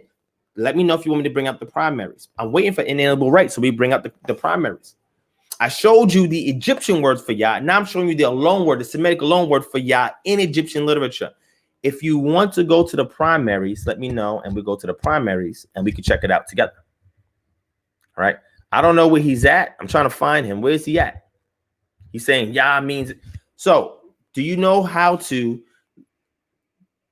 look at cognates from Semitic and Egyptian? Because, you know, this is from the Afro-Asiatic family of languages. But what's a cognate? Can we go to the roots and look at these roots to see if they're cognate? And if so, what's the context that we find it? That's important.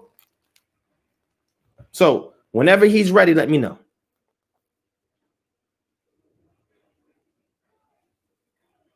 Okay. So we don't have no inalienable rights. If he ever comes back, I want him to go through this with me respectfully. I'm not mad or angry or nothing like that. Inalienable rights. Don't take this personal. This is just a bill. I'm passionate about how I'm talking. That's it. But I mean, if you felt a certain kind of way and you left, my apologies. I didn't mean to scare you off. I didn't mean to make you think I was upset or anything like that. It's just you was asking it. So I'm saying let's build together. Get on camera and let's talk.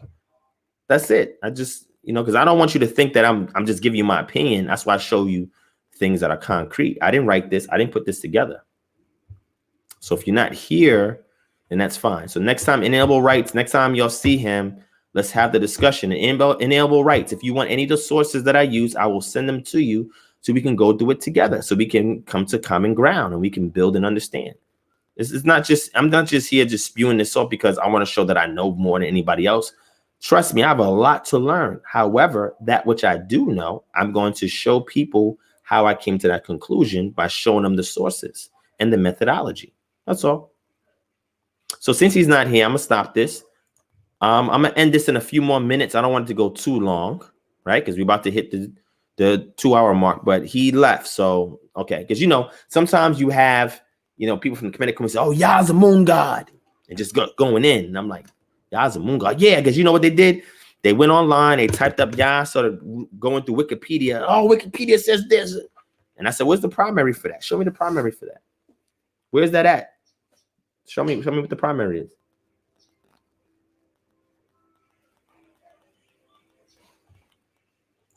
So cosmocentric mystic Amaku says he could possibly be referencing page 1047. He could, but I'm sure he doesn't have the Mark Vickers dictionary. Matter of fact, I'm sure he didn't even know this existed until I just brought it to his attention. So we can only speculate what he meant, but he's not here to really elaborate, right? But I'm showing him the entries here. If this is what he's referring to, my question is this a Semitic cognate? And what is the primary that we find this in? So we can get context. See, that's what I want to ask him, right? So we got to talk about that. Now, there are some scholars that have written papers on it, right? Connected it to the Israelites or connected it to the worship of Yah. However, there's no consensus, okay? And that's the problem. So I just want to know if he understood that. If not, then, you know, it's cool. All right. So let me end this off now. We got 2 hours, man. Shout out to Aria Bennett says, I'm ready. Drop the knowledge. I think I'm done for tonight. I think I dropped enough for tonight. I appreciate that, Aria. I mean, you're always welcome to go back and check it out. Come back. I see a lot of other questions like, can Esau get salvation? Malik Shalom. I don't know why he's asking me that. And you keep posting that a million times. Like, do you want to come in here and discuss this? Let me know if you want to discuss Esau getting salvation. We could talk about that. Let me know if you want to talk about that. I'll bring you on. We could discuss that. All right, no problem. Jibril Ali says the Gentiles in the New Testament are primarily the northern tribe. What's your view? I say that's not my view. I say that there are some that have been Hellenized, but the majority of them that's spoken of are from other groups outside of the 12 tribes of Israel. It just depends on the context. We have to look at the text in its context, and I'll be able to explain it from there. All right. Sean Bumpus brings up Hebrews 12 and 17 from the KJV. He says, for he said, because Yehovah has sworn that Yehovah will have war with Amalek from generation to generation. Sean always throws the scriptures in there, man. Definitely. Shout out to JD Israel. H said, thanks again. Anytime, man. Yo, welcome to ask questions. It's just, I want to cut this short. This is not a typical Freestyle Friday. Freestyle Friday, no, we go in. But here, I just wanted to touch base with y'all, give you an update again.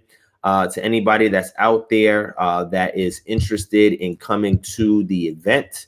All right. Again, I will be in the DMV area. If you are interested in coming to the event, I gave the details earlier, but I'm going to show it on the screen again. All right. Here it is right here. All right. Here's the details right here at the bottom. All right. Hilton Garden Inn, Washington, D.C. 815 14th Street Northwest, Washington, D.C. 20005. All right, come out and check us out. We're starting at 6:30 p.m. Saturday, September 26, 2020 is the official KHM DC Baltimore DMV chapter launch. All right, we'll also be out there Friday evening at Black Lives Matter Square. So meet us at Black Lives Matter Squared in the evening on Friday. And then Sunday, we'll be in Baltimore somewhere. We're not sure yet, depending upon how many people come out. I also have family in Baltimore, so I might try to connect with them as well. But we'll be in D.C. and Baltimore this weekend. All right, D.C. and Baltimore this weekend. All right. Malik keeps saying Esau received salvation. Well, why you keep asking if Esau can receive salvation? I don't understand. What is your fascination with that? What is it that you're trying to say? I don't understand. Yes, big man, we'll be downtown DC. That's where the Black Lives Matter Square is at. You know, where they have Black Lives Matter written in across the street. That's considered Black Lives Matter Square. That's what they renamed it. So we'll be out there building with the people. Come out with us in the street campaign, man. Watch us build with the people, give out flyers, talk to the locals, and try to capture some dynamic discussions while we out there. All right. So if you're in the DMV area, we'll be there Friday, Saturday, and Sunday this weekend. Come out and meet us, family. Let's have a great bill. I want you guys to learn about KHM, what we offer, what you can contribute to the greater whole of our community and the difference we can make together collectively. All right. Collectively as a nation within a nation. All right. So with that, family, thank you for watching. Son said, trying to see if his girlfriend can be saved. Son's crazy. So thank you for watching, family. I appreciate y'all, man. Thank you for being up at 2 a.m. on a Wednesday. Chilling with us, spending time with us, man. Definitely hit that thumbs up button, share this video, hit subscribe if you're brand new. Go back and look into the archives. We have tons of stuff there. Remember, the Patreon is there, scrolling across your screen. That's a 24/7, 365 after party. I want to say thank you guys for your subscriptions and pledges to the Patreon. We have a $210 giveaway that we're doing at the end of this month, beginning of October, for one fortunate person who is a Patreon, for everybody collectively helping us to reach our 210 pledges mark. So somebody's going to win $210. So we give back. That's why I told any of the trolls that come in here, that I want y'all to give somebody in my chat $210. Just wire them $210. And if you could do that, then we could build. Then you can talk about what I'm doing and we can have a discussion on it. All right. But all of y'all that's part of the Patreon, you will be automatically submitted for $210. If you want to get in on it, all you got to do is click on the Patreon, www.patreon.com/DivineProspect. Pledge any amount that you led to pledge. We don't pressure anybody to pledge. We have our suggested and recommended tiers, but you can pledge anywhere from $5 to $1 million. It's up to you, right? And then you will be automatically eligible for our free $210 giveaway. We're just going to just give the money to somebody, just $210 as a thank you for investing in us. We want to invest back. All right. So again, I look forward to seeing my family, y'all who follow us on here in the DMV area this weekend, man. Please make sure y'all touch down, show love. Let's build. You know what I'm saying? Even the trolls, if the trolls out there, come to the event, man. Y'all see where I'm at publicly. I don't hide nothing. If you're a troll, you're in that region, come through. Let's build like men. All right. Let's deal with it like adults, man. Let's talk. Okay. When I get to New York, I'm going to holler at Bo face to face when I get to New York. And anybody else, you see where we're going to be at. You know what I'm saying? We're going to try to get to 2 other places. You know what I'm saying? Next month. And then we're going to slow down in November, December, and January and February. So we're going to put a freeze on travel during that period of time. But up until that time and after that time, we have to continue to build these chapters and, expand the organization because we got tons of work to do. In every major city in the U.S. and then outside the U.S., there's a lot of work for us to do. And we just want to be the avenue for the work to get done, right? So we can motion towards Yah's will. If y'all missed that, who came late, go back and watch the replay and we break down what prayer is. And again, there's a lecture coming soon on that. All right. Shout out to New Hope Family Investments, LLC. All right. Janae M, what's going on, sis? Thank you for joining in. My sister by hearing and hearing by. What's up, Kenyon Fleming? What's going on? Foolish World 75. Shalom. Critch Coffee. What's up? What's up? Anthony Scott II. What's going on, man? I love y'all, family. Thank you for watching. Until next time, until we go live again. Remember, later on today, I'll be on Maccabees TV. After that, I'll be on the Lion's Den doing a debate on demons in hell. Before that, I'm going to do an interview with my brother Danya Allah. Then later on the next day, I'll be on Brandon T. Jackson's Instagram.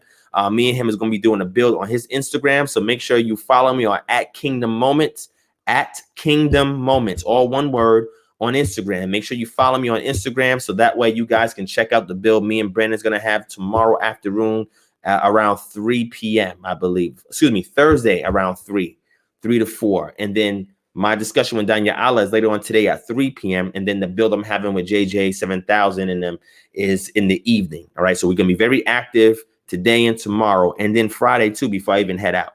All right. So make sure you follow us at Kingdom Moments on Instagram, Divine Prospect on Facebook. I'm also on Twitter, Divine Prospect on Twitter. You can follow me on Twitter as well. If you need to email us for anything that you may need assistance with, whatever, kingdomharbinger@gmail.com is there in the chat. And if you guys want to support this channel, all that information is down below. Love you guys. Thank you for watching. Until we meet again, shout out to y'all in the building. Thank you for your support. Peace and shalom.